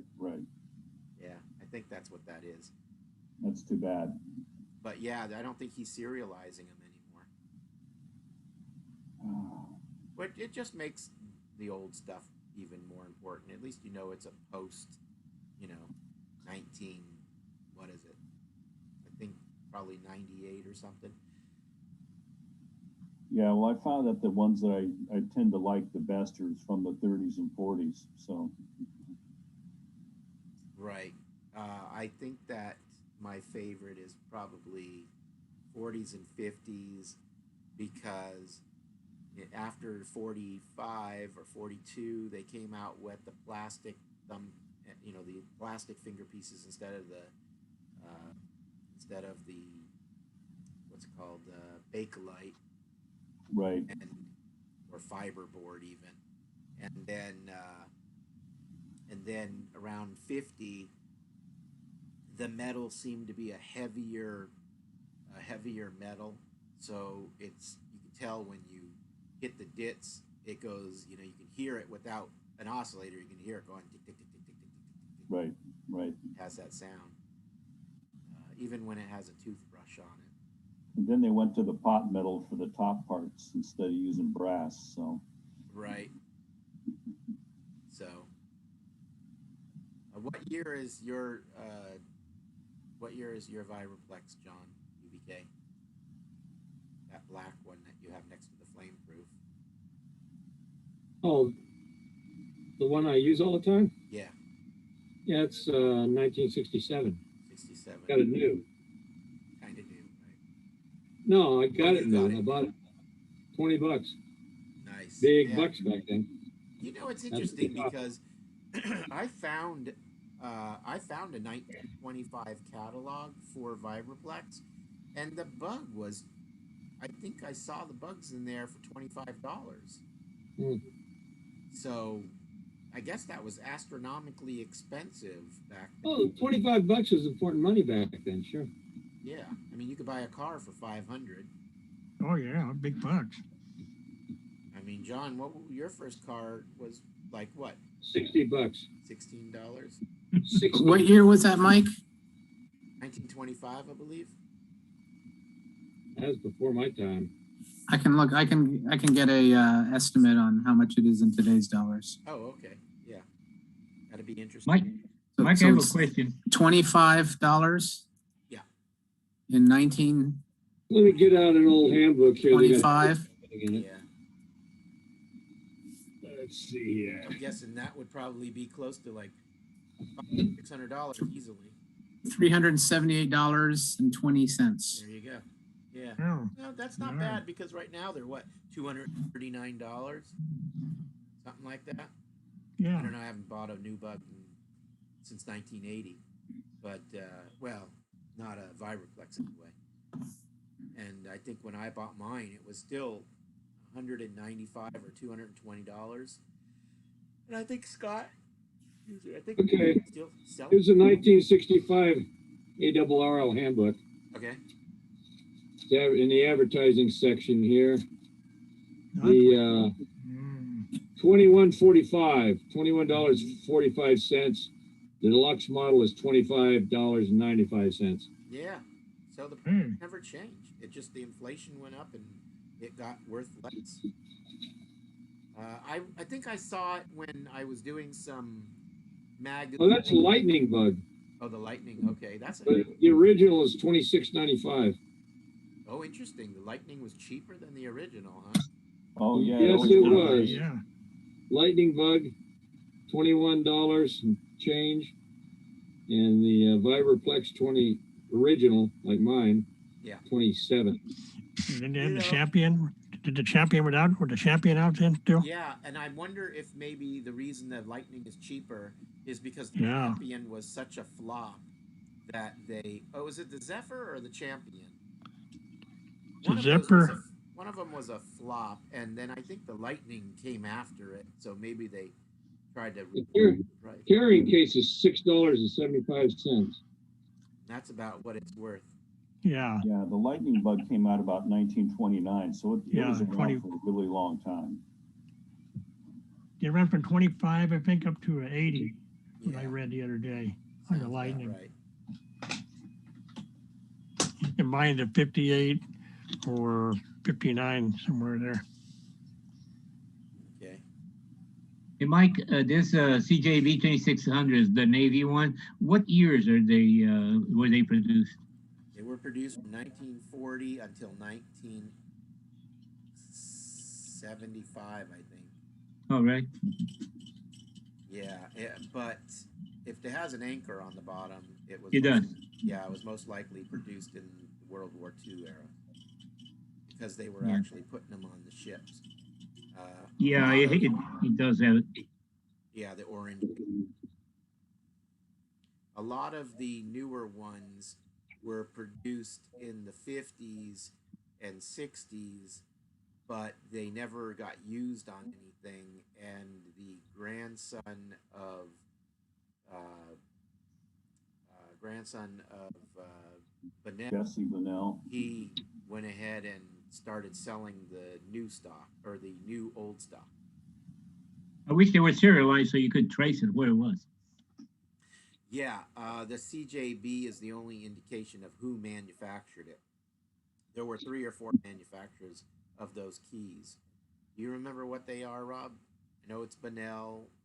There was Bunnell. I don't think McElroy made any of those.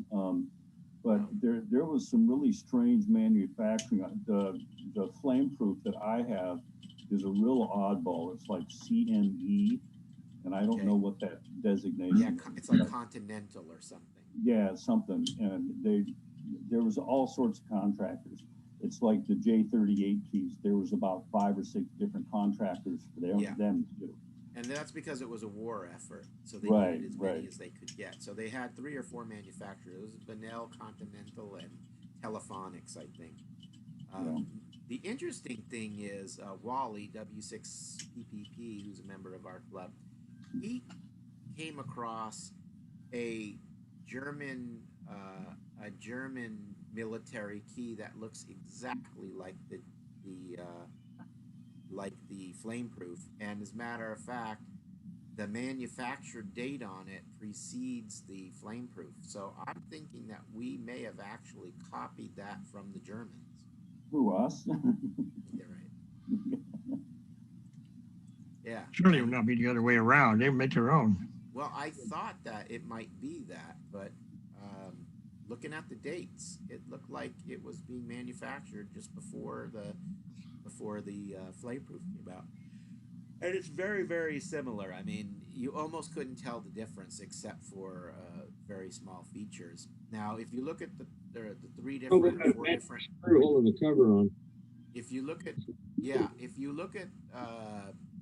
the 3 or 4 manufacturers of the flame-proof keys, there's one difference. There's some of the keys have a post that comes up from the base of the key and the screw goes into the post, and then there's others where the box has the post and it extends down to the base and you put the screw through the post that's attached to the cover. So that was one varying difference, and the difference is obvious by whether it has the post built into the key itself or if the post is part of the cover. And mine has an anchor on the bottom and a $1 price mark on the bottom. So I know mine was war surplus. Yeah, I've got about 10 or 12 of those things, and I don't know what I have. I don't even know if they have anchors on them because they're all stuck on something, piece of wood, so I've never really popped them off the wood to check to see what they are. Some of them are in bags. I think I have a few that are just taken apart in bags. Yeah, I think they just use the anchor to mark it as government property. Right. And a lot of the keys you find out there that have the square marks probably ran through a depot at one time to make sure they worked, for overall evaluation before they were sent out, and they just never got sent out. Right. Because even when we closed in 1993 in Sacramento, the depot was still using the same exact markings for things that went through the depot system. Right. Yeah, but there is a lot of new old stock out there. He was selling them for $80 a piece.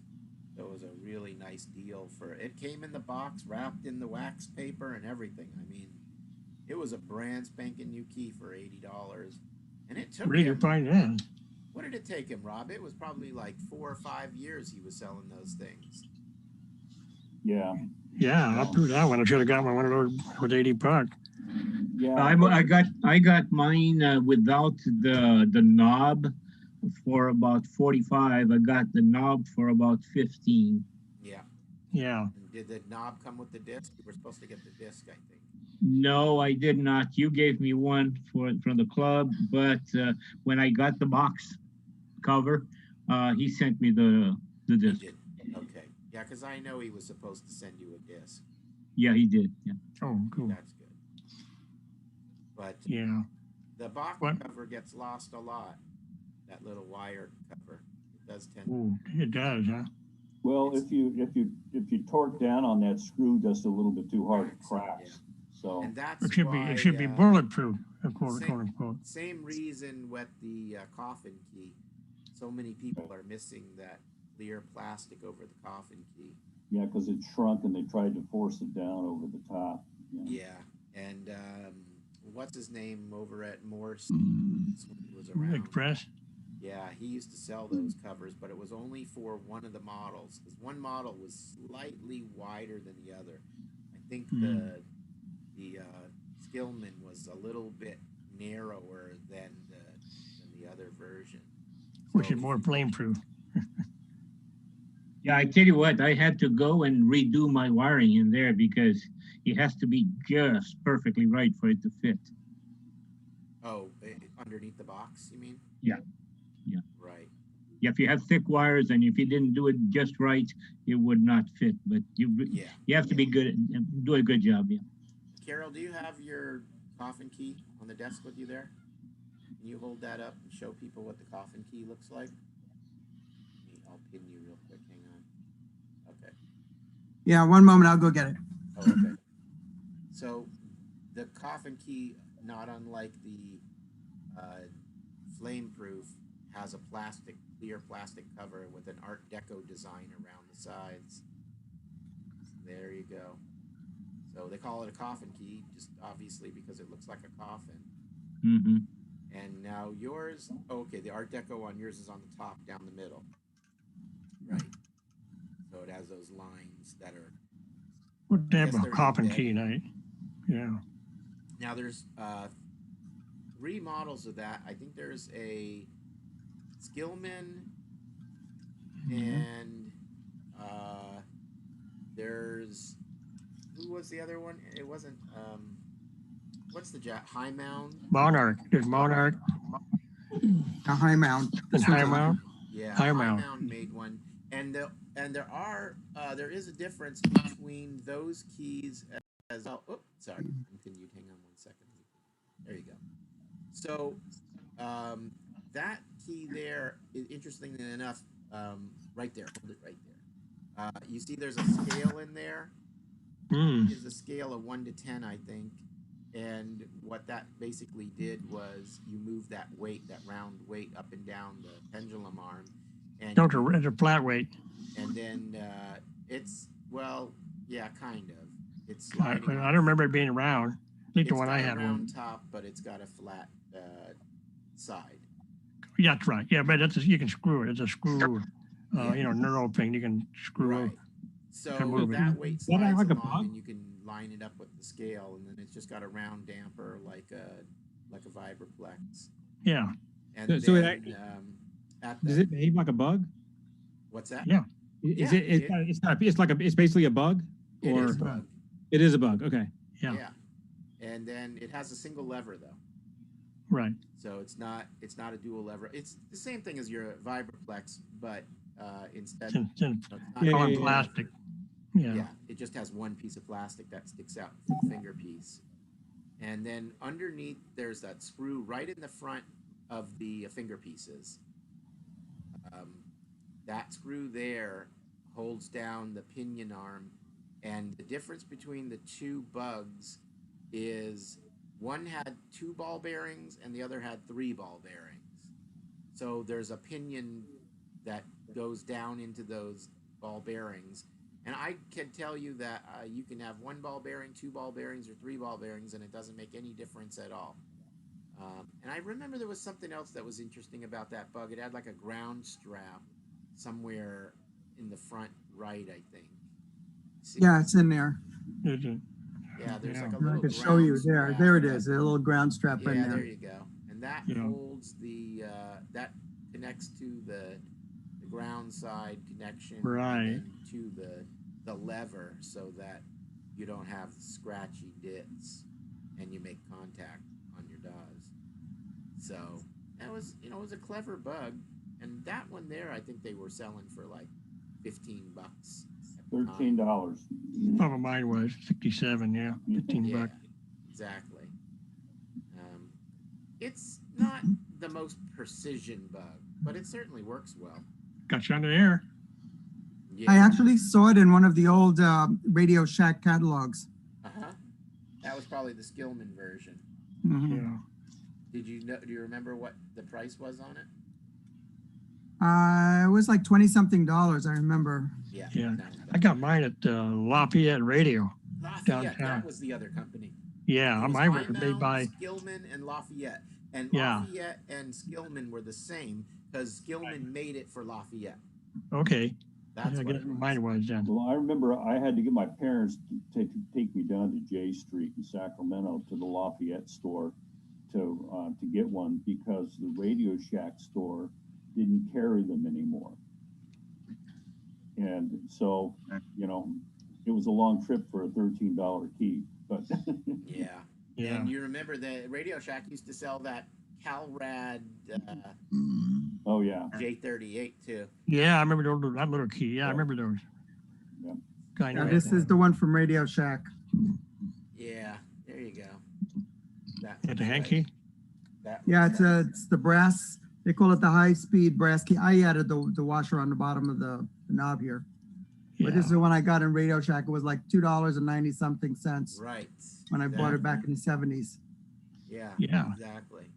Now, I've seen them on eBay now for $80. I have Wow. one as well. This one here, really dirty. This is a Radio Shack key too, but mine doesn't have the shorting bar on it. Really? Yeah, the one I saw did. They did. There was. Yeah, I think maybe it used to, and I took it off because I never needed it. Oh, that's no I can excuse. think of. But You might have to use a Morse trick or something. I have a bag full of these keys, brand new, in the original packaging. Somebody sent them to me for the Halfway House for Keys program, and I never mounted them onto anything because I thought, wow, you know, these things are brand spanking new from the 60s and 70s in these Shorting bags. bars, huh? I couldn't bring myself to rip open the original bag. Wow.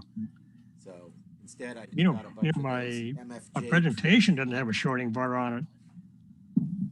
Well, anything after 1970 doesn't have a shorting bar. Well, I was a 55 and it didn't have a shorting bar. I thought it was rather unusual. Then it must have had it, and you probably just don't have it. I think somebody took it off.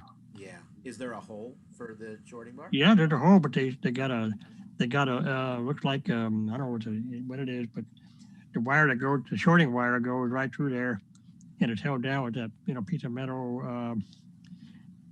whatever you call it. Right. So I don't know who modified it. I don't want to sign off here in the next 15 minutes without John having an opportunity to tell you about the bogus story contest, because I know that's coming up at our next meeting. So we'll probably want to talk a second about that. Go ahead, John, if you want, so we have our audience.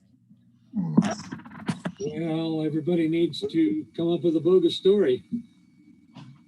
And tell us about what the bogus story should be about. About ham radio, anything you can make up that's entertaining. Just the most entertaining lie you can think of.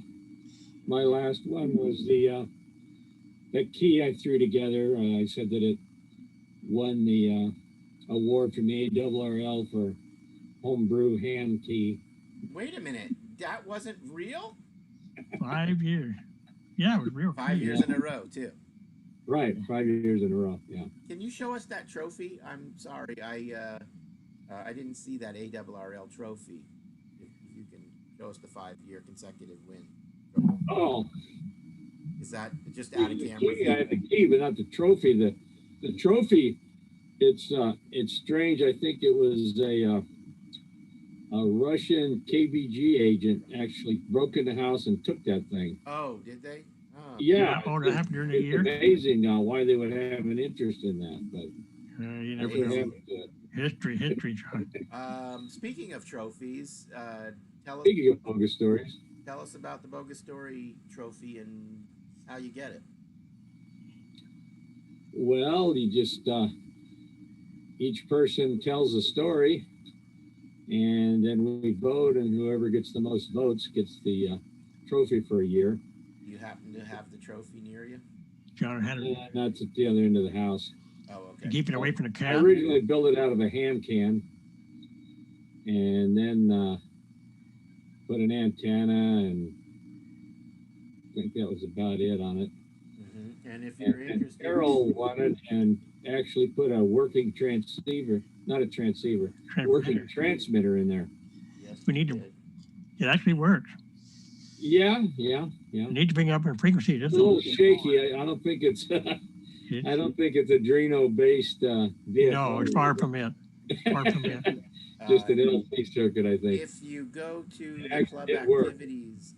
club activities pull down menu, the third one down is the bogus story contest, and you can read about the trophy. And that's next You can read month. about the event in the past. Yes. Right. This will be our 8th year now. I think 8th.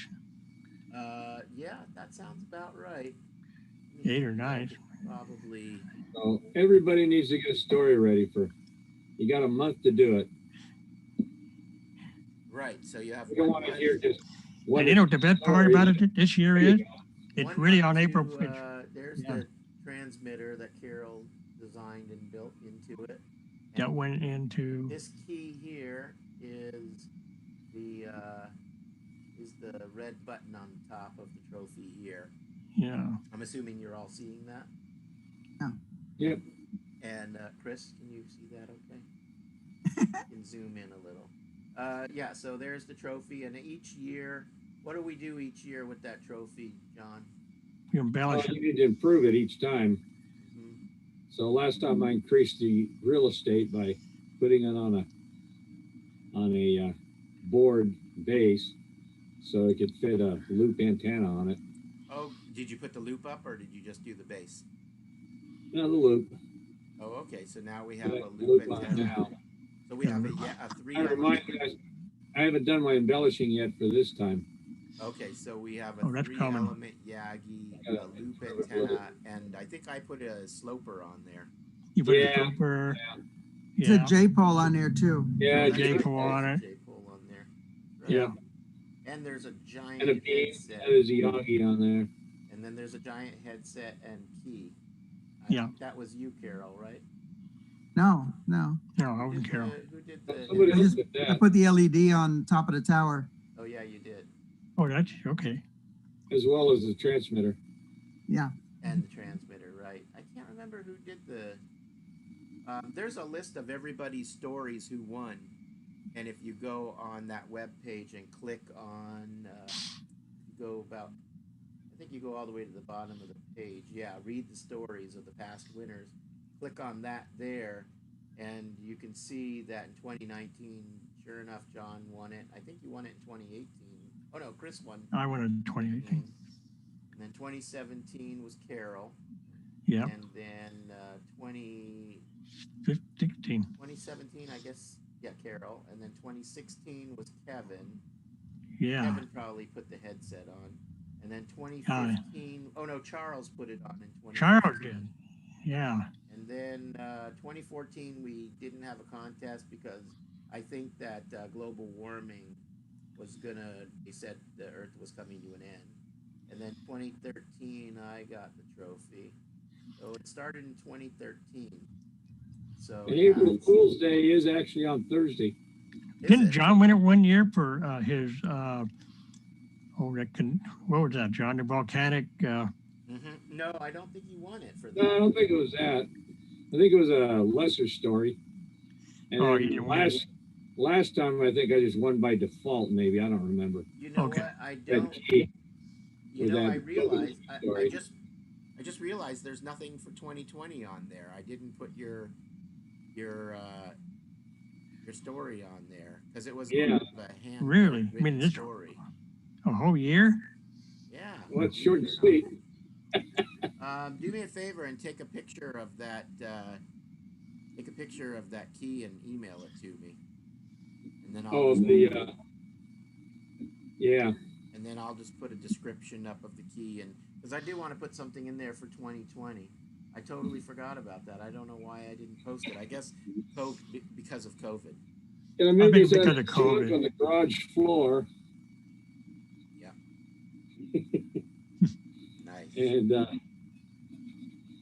it a actually real will key. work. Yeah, it's got a micro switch here, and the traditional shorting bar here too. Right. Also known as a knife switch. Yeah. So, And yeah, I'll Ben, take how a many picture. watts? Right. How many watts Yes. can that key send? Well, with cathode keying, probably about 50. 50 watts. Okay. 50 watt the micro Cathode switch. keying. That's pretty good. Grid block keying, the sky's the limit because there's no real current that goes through it. No. Yeah. That's a massive key. We're not going to move. So, like John was saying, April 1st is on a Thursday, so that means our next Yep. meeting will actually be on the 1st Actually, of be on April. April Yeah, 1st. that's the first time ever. Very fitting for an April Fool's story. So start writing. And listen, it doesn't have to be. Last year, John had like just a piece of paper with some notes on it, and he pretty much just made his story on the fly based on his notes. It wasn't even that complicated. Yeah. No. I threw that key together in about 15 minutes from old junk in the garage, and then I just said that it won the contest. That's Right. So it wasn't much. you don't need to be a master literary person. You just need to have something funny or Just got to pin a good something story. bogus. Yeah. Did a good story. I think the longest story is probably Carol and myself. With Those are pretty long, yeah. Yeah, I remember Carol's being a real good one. Oh, That yeah, was Carol's good. very Yeah, that was funny. great. And again, that's posted under the Bogus Story contest under club activities. So if you want to go reread that for another laugh or laugh again, then check that out. Yeah, it was a hoot. I mean, even if you just write one paragraph or two paragraphs, that's fine. We'd like to get as many entries as possible. Because, Absolutely. I think the best year we had probably maybe 5 stories at most. Yeah, I remember the year when I'd like when to see a year where we can have more stories. Now, of course, on Zoom, it's not quite the same on Zoom, so. yeah. Year when Katie and Bill, they put we had about 5 or 6 stories that year, right? That That might be why we don't have as many yeah. paid up members this year. That's what I'm it's not thinking. the same on Zoom. Yeah. Not the same without the real field day. If anybody talks to Bob CA, please tell him if he wants to remain a member of the club, he's got to pay his dues. I did last year, and he did it right then. But He did, but that was last year. once again in our 3rd month now, and Bob still hasn't. He's almost as bad as you, Chris. Oh, I'm really bad. I know. I'm the worst. Were You haven't paid, have I? I know you said you got my money, but you don't know if I really got it or not. right. So. Oh, I'll get it to you Now next that year. Patty's giving you money, Yeah, right. you actually see it. So, no. There's probably about 13 people or so who haven't paid, and some of them have been members for years. So. I got a feeling this whole thing disrupted a lot of folks. A lot of other things too, not just this. But yeah, well. Yeah, it's not the same. Yeah. Without the real. Why should anybody paying? What am I getting? A lot of them don't even get on Zoom, so they probably figure, well, what am I going to get for $20? Well, you know what they're getting? They're getting to support amateur radio and Morse code on the air. They are getting that. We do a lot of good work between CW classes and going out when we can to the PR events, like John. How many PR last year? We've been to the Eternal Flag, where we demoed to the kids. I'm talking about this last year. Kids Day in the Park. What else? We've done a few. So, there's at least 2 or 3 a year where we're going out. We did the kids, the STEM thing that Carol asked us to do, and we did something else, the science fair or something. Oh, the science fair, DIY. yeah. That went away. We did the DIY event. So, we're out there promoting amateur radio and Morse code, and we're the only club promoting Morse code. We do see from time to time there are other groups that try to do what we do with the sheet that I wrote up for the PR event, you know, the interactive sheet. But I gotta say, you know, no matter they have the sheet or not, it's not quite the same as when one of us are out there. You know, we have the passion for the code, and we understand how to show the kids how to use it. So That's the difference. yeah, and that is the difference. So for $20, they're actually keeping their hobby alive, especially if they're CW guys. That's what they're doing. They're paying to make sure that CW doesn't die on the air, and that we don't give up more and more bandwidth. You know, so they're $20. They may not be able to eat their $20 back in a breakfast, lunch, or a dinner at an event that we have, but You're in the wrong club. right. But they're going to definitely know that they're doing something good for their community. And we don't pay any of our members, and I certainly try to get you guys to give things for free so that I don't have to pay you either. And Oh, see, John and I have been screaming about a pay rate for how long, John? well, you got your pay raise. We I know, I doubled did. your Yeah, I pay appreciate last that. year, I think. I know, that was a great deal. But with Appreciate the it. minimum wage going up, Yeah, that's going to be tough now. raise, that's for sure. We'll probably give you 15 times what you're getting now. Yeah, Oh, well. there's no excuse for not renewing once you get your stimulus check that's coming out this month. Yeah. Hey, I'll be here no I matter. haven't seen one of those stimulus checks yet. Me neither. I got one right back last April. That was it. I haven't gotten anything. Really? No, I got to figure out what's going on with that because, yeah, I haven't seen a penny out of the stimulus checks. Hey, Mike, when you do your taxes, if you haven't gotten a stimulus check, you might get a refund. I doubt it because they're still working on my 2019 taxes. Oh, they Oh, are. really? They're a little I had a behind. refund last year and I never saw it. They owed me a bunch of money and they still haven't sent it to me. So they sent me a thing saying that my filing wasn't correct and that I owed them money. But in fact, they owed me, even when I deducted what they said I owed in addition, it was still left a balance that they owed me and they still haven't paid it. So it's pretty crazy. I don't know what I'm going to do, but I'll file again this year. But unfortunately, if they ask me to pay, I think I'm just going to hold off because if they can't give me the money they owe me, I'm not giving them any more money. What you give him money? Yeah. Yeah. So, but yeah, the stimulus thing, I think there's that page, where'smymoney.com or something like that. I'm just always leery to go there because it doesn't sound like a real website. I think it's followthemoney.com. Yeah. Yeah. Somebody else had got it and you didn't.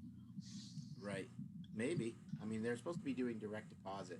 But like I said, since I haven't got my 2019 money back, I guess they're just holding off, not giving me a stimulus because they just, you know, they figure I'm not paying my taxes or something. In any case, so Anyway, as we've all come right. to a 9 o'clock time, and if LQ were here, he'd be saying goodbye. So Okay. don't want to hold us too much longer than we need to. We'll all say a prayer for Bob's tower and hope that he gets some sort of resolution to that. How did the antenna survive? No, didn't. Nope. All gone. Half the antenna's totally destroyed, and we're going to inventory all the stuff tomorrow. Neil's coming over, and we're going to go through the construction checklist Yeah. and see what's damaged and what parts we need to order. What did it feel like when you saw it go down? I didn't see it. Oh. Woke up in the morning, and my wife said, "Your antenna broke." And was she happy? I said, "Oh crud! There's my old worn out Tri-X tower that has my 2-meter antenna on it." And oh shoot! She says, "No, it's not that one." And I looked out and I went, So it crashed overnight. And why doesn't your insurance pay? we're worrying about it because it isn't attached to the house. So either is stuff that gets stolen out of your car, but home insurance pays for cars. But it is scheduled, and I do have a building permit for it. So I'm in pretty good shape, I think. Okay. Just how much of it up when it went down? I don't want my insurance company to pay the inflated cost that the manufacturer is charging. Well, no, but you should have something. Yeah, it'll be okay. Yeah, who knows? I'm just trying to be as honest as I can be and not fraud the insurance company. Oh, the crank-up tower? That's not your problem. Whatever he puts a bill in for is, you can negotiate that with him, and then if you do get insurance, you can return whatever you don't want to or pocket whatever the difference is. Yeah. Well, yeah, I'm just gonna give the final bid to the insurance company, not his inflated one. Well, once you get the crumpled tower off the ground, you'll be able to dig up one of those bags of gold. So. Well, that's true. Except the tower is in Fresno area. They came and picked it up. Oh, they did. So you can. Oh, the bag really? of gold. The hole's only about 4 inches where the top of the tower dug into the ground. So it just kind of laid over nicely. Oh. So was it fully extended when it came down? Of course. Oh, Bob. Yeah, well, you see, there's all sorts of story, and I probably should do it when we're in person. But yeah, the night before, I was talking to Neil over there, and he says, "You going to put your tower down?" And I said, "Well, are you going to put your tower down?"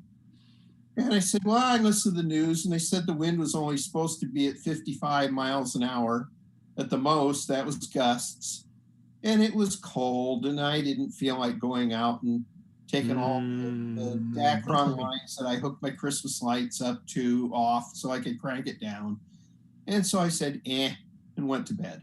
But the one smart thing I did was I pushed retract on my antenna controller.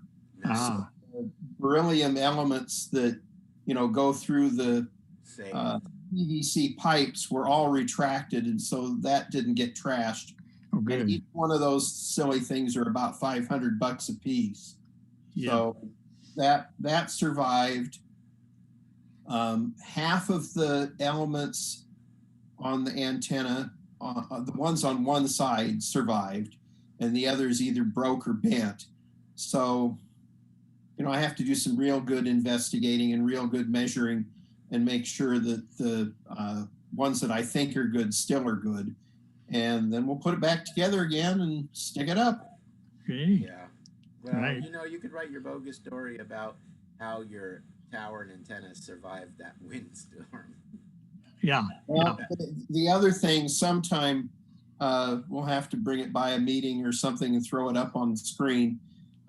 Neil brought his drone over and took pictures of the bent top of the thing when it was up in the air, and it's kind of interesting to see what things bent and which things broke. And even the guy that built the tower said, "We've never seen that before."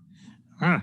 Okay, so Bob, how about this? How about you put together some pictures and your narrative and send it to QST? Well, that's the thing I'm going to mention to the manufacturer next time we talk, when he's coming up with the price repairing it, that except for, this small community, I haven't really put it on my QRZ page or made any major comments anywhere else. I don't want to be disparaging somebody's products, but if he isn't reasonable, it may come to that. Well, hopefully not. 100% warranty. The guy builds the tower incorrectly, and he should be putting it up or paying for it. So I at least want my tower back from him, so I'm not being too nasty. Yeah. Well, it sounds like you're going to take care of. You'll get it there. Yeah. All right, so Right. listen, we'll wrap it up. I don't want to keep anybody past I don't know, CSI or whatever John's favorite TV show is that he goes and watches now. So, thank you all for coming out, and do please write something up so that we can have a bogus story contest next month. Otherwise, it's gonna be me and John. So it would be nice. Well, to- that time Art. If that's all it is, we'll just cancel it. Yeah, Art I think wrote a really nobody story. cares enough There's no canceling. to write a story. Then the heck with it. If nobody There's no cares, canceling in this club. let it die. No, you can't cancel it. No, We don't no. believe in cancel culture. We don't have a cancel. We don't have cancel culture here. If nobody cares, nobody cares. It's not that they don't If they care; care, they're they'll just write a scared story. and shy. So hopefully Zoom will make it easier on them because there's not like a whole room of people staring Yeah. at them. Yeah, really. Sure. So hopefully Zoom will open us up. And if you remind me later on, I'll send another email out to the whole group mentioning that if they want to just send in a story by email, then we can assign people to read the story for them. Way if they don't show up to the Zoom meeting or. And if it wins, we can broadcast their call. If not, it's anonymous. Huh? That's right. Yeah, I mean either way. Maybe that would work. I don't know. Yeah. We could take the trophy and hacksaw it into pieces. Yeah. Do them in the mail. Yeah. In a There you go. vanilla envelope. Right. course And we'll you, keep you got to put it back those together, of course. Yeah. So, yeah. We'll It's keep delicate merchandise, so. Right. You don't want to put it in an envelope or a box. No. Just cut it into pieces and send it in an envelope. So, Precious cargo. But like I said, we'll take the circuit board out so that we don't offend Carol with the hacks. Give them ample warning. Okay. Good night. Good night. All I'm gonna right. bail. So Here I we'll go. see you all. Yep. We'll see you all next month and on the next meeting. Bruce, nice to meet you. You joined us. Yeah. Nice Appreciate to meet you, hanging Bruce. around through the Yeah, riffraff. Bruce. Don't be a stranger. Yeah, feel free to join us again on any month. And then, of course, if you are interested in membership, we're here. And of course, there's the on the air meeting every Tuesday night at 8:00 Pacific. I'll try lurking on Tuesday nights. Yeah, got nothing to lose there. And You don't need to lurk; just participate. Oh, if you can, I'm not a joiner. I'm a lurker. that's fine. You're allowed. that's right. Okay. And if you're an Shortwave ARRL listener. If you're an ARRL member, you can also pay your ARRL dues through our website as well. And we make $2. I'm a life member. You're a life member. You know what? When I was about 15, I decided I was going to be a life member, and it was like $300. Now I regret it. I think it was like Yeah, $59. I did it when I was 15, just before they raised the price from $5 a year to $7.50 a year. Yeah. Well, How much was a lifetime? it's $49 a year now. 20. Yeah. It was 20 times $5, which was a lot of money in 1963. Yeah. Oh, I What is it understand now? that. $600. Now it's now That it's was like first license at $1,200. 66. I know what you're talking about. Oh, it's not worth it now. I mean, Yeah. if I wouldn't pay that much money, I might be gone in 3-5 years, 10 years. Yeah, it wouldn't be worth it at this point. Well, actually, for you, Chris, I think lifetime membership is $200. Still isn't worth it. Huh? Still isn't worth it because you got to pay up. How many years do you get? Well, for you, it could be as much as 5. I don't know. Nobody knows, including myself. I don't know. But yeah, for you, it would be $200. That's like 4 years. That's not bad. So you got to pay a year. Is it $49.95? No. Yeah, $49 a year. Actually, I was glad that they include QEX online now with your membership. Yeah. Oh, that's right. Yeah. I was considering not even renewing. Well, there's been a big squabble now. It was just getting so ridiculous. Yeah. I don't even know what More money QEX for is. everything. You mean QST? QEX, obviously. Everything's you online. would know. What's QEX? That's the It's experimental more method. than it's more than QST, which is mainly how to drill a hole through the wall, not make your wife mad. Is That's what a lot of the the tech QST journal. stuff is. Yeah. So it's more in depth. Got it. I've never In looked depth at it. project. Well, that's the way QST used to be. And they went watered it down. Still looking for a vacuum tube circuit, but I guess that's not going to happen. You're in the wrong I May. don't think that I've ever seen. Rug You got says call you're- books for that. What's that, Bruce? You got call books for that. Oh, right, yeah. That's right. Yeah. Yeah.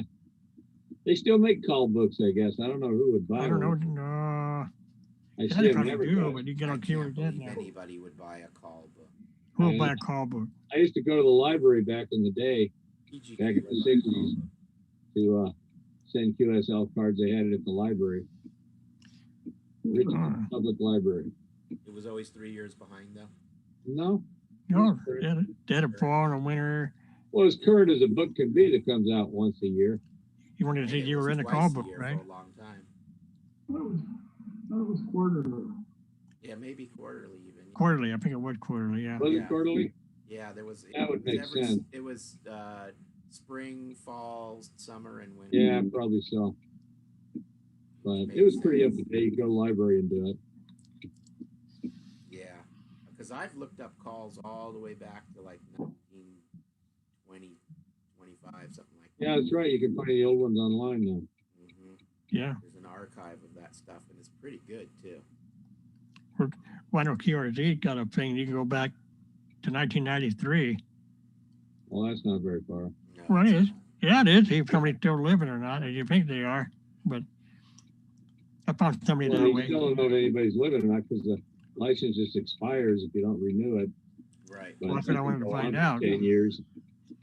Somebody could die 2 days after they do it, and you wouldn't know it for 10 years. Well, you got 2 years. No, you got 2 years before they. Oh, that's right. They just got their ticket. No, I'm saying They 10 got years. 10 years plus. It's actually 12 years.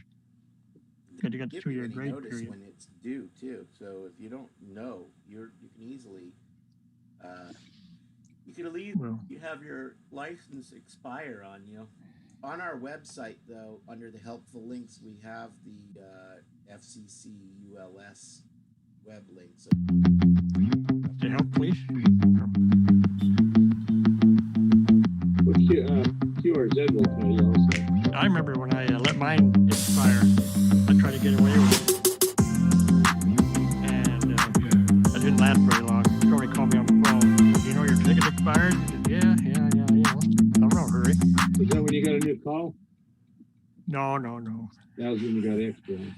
No, I was in 2008. So Rob called me up and he said, no, we're going to do this. Okay, all right. You win. So Well, we I know filled it out. somebody that let his I'm go, back but on he 3 days later.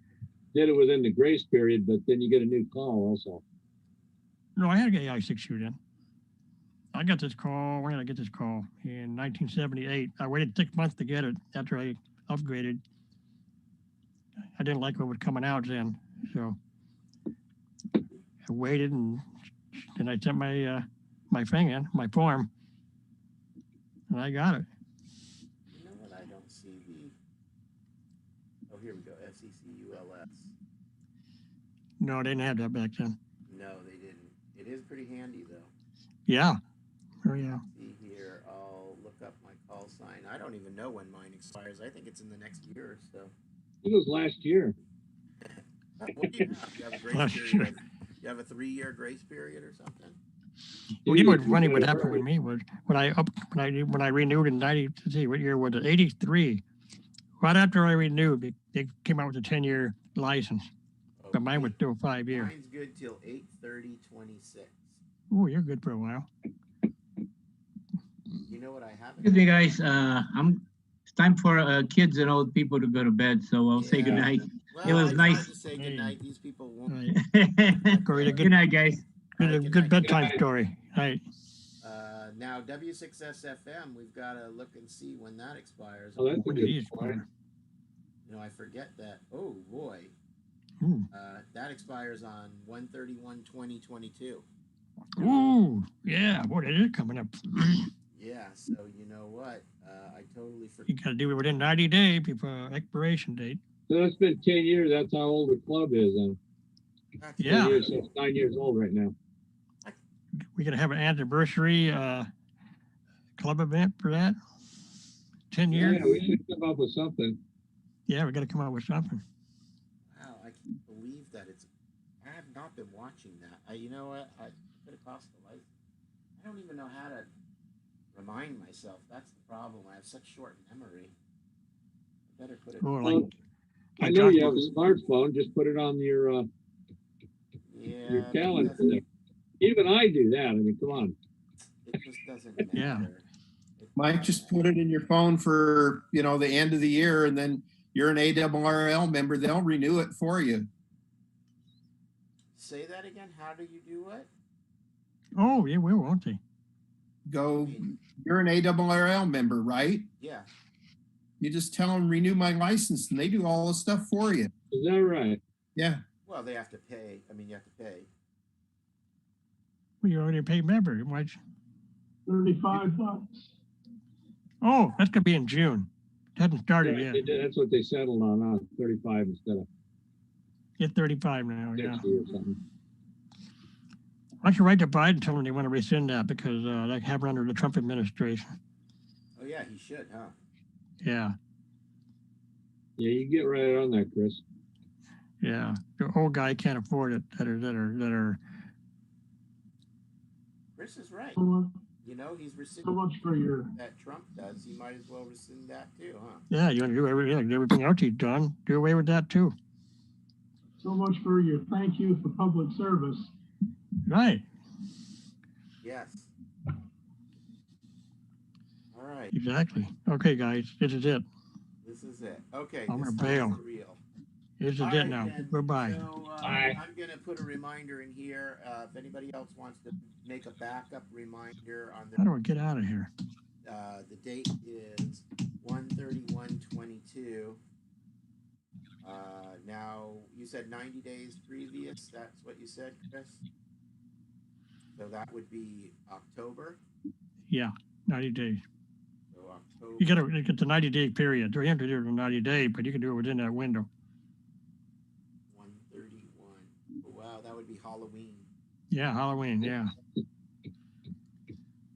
right. that's So on I'll a say November 1st. Yeah, that'll work. October, November. But 1st. do Oh, November 1st is an election day. no, it isn't. But it says on my calendar, election day. In 2020, 2021. Oh, that's 2020. Yeah, 2021 election day. October, November 2nd. That's more like it. More November 2nd election day. Because we're in election, but it's an even year, so Yeah, so here we go. Monday, November 1st. Say, better be after 11 a.m. Otherwise, I won't see the message because I'll be sleeping. That's for sure. yeah. All right, bye. All right, Goodbye. we'll talk to Bye. you guys later. Thanks for coming out. See you then. Yep. Good night, Bye. Bruce. Good night, Bob. Bye.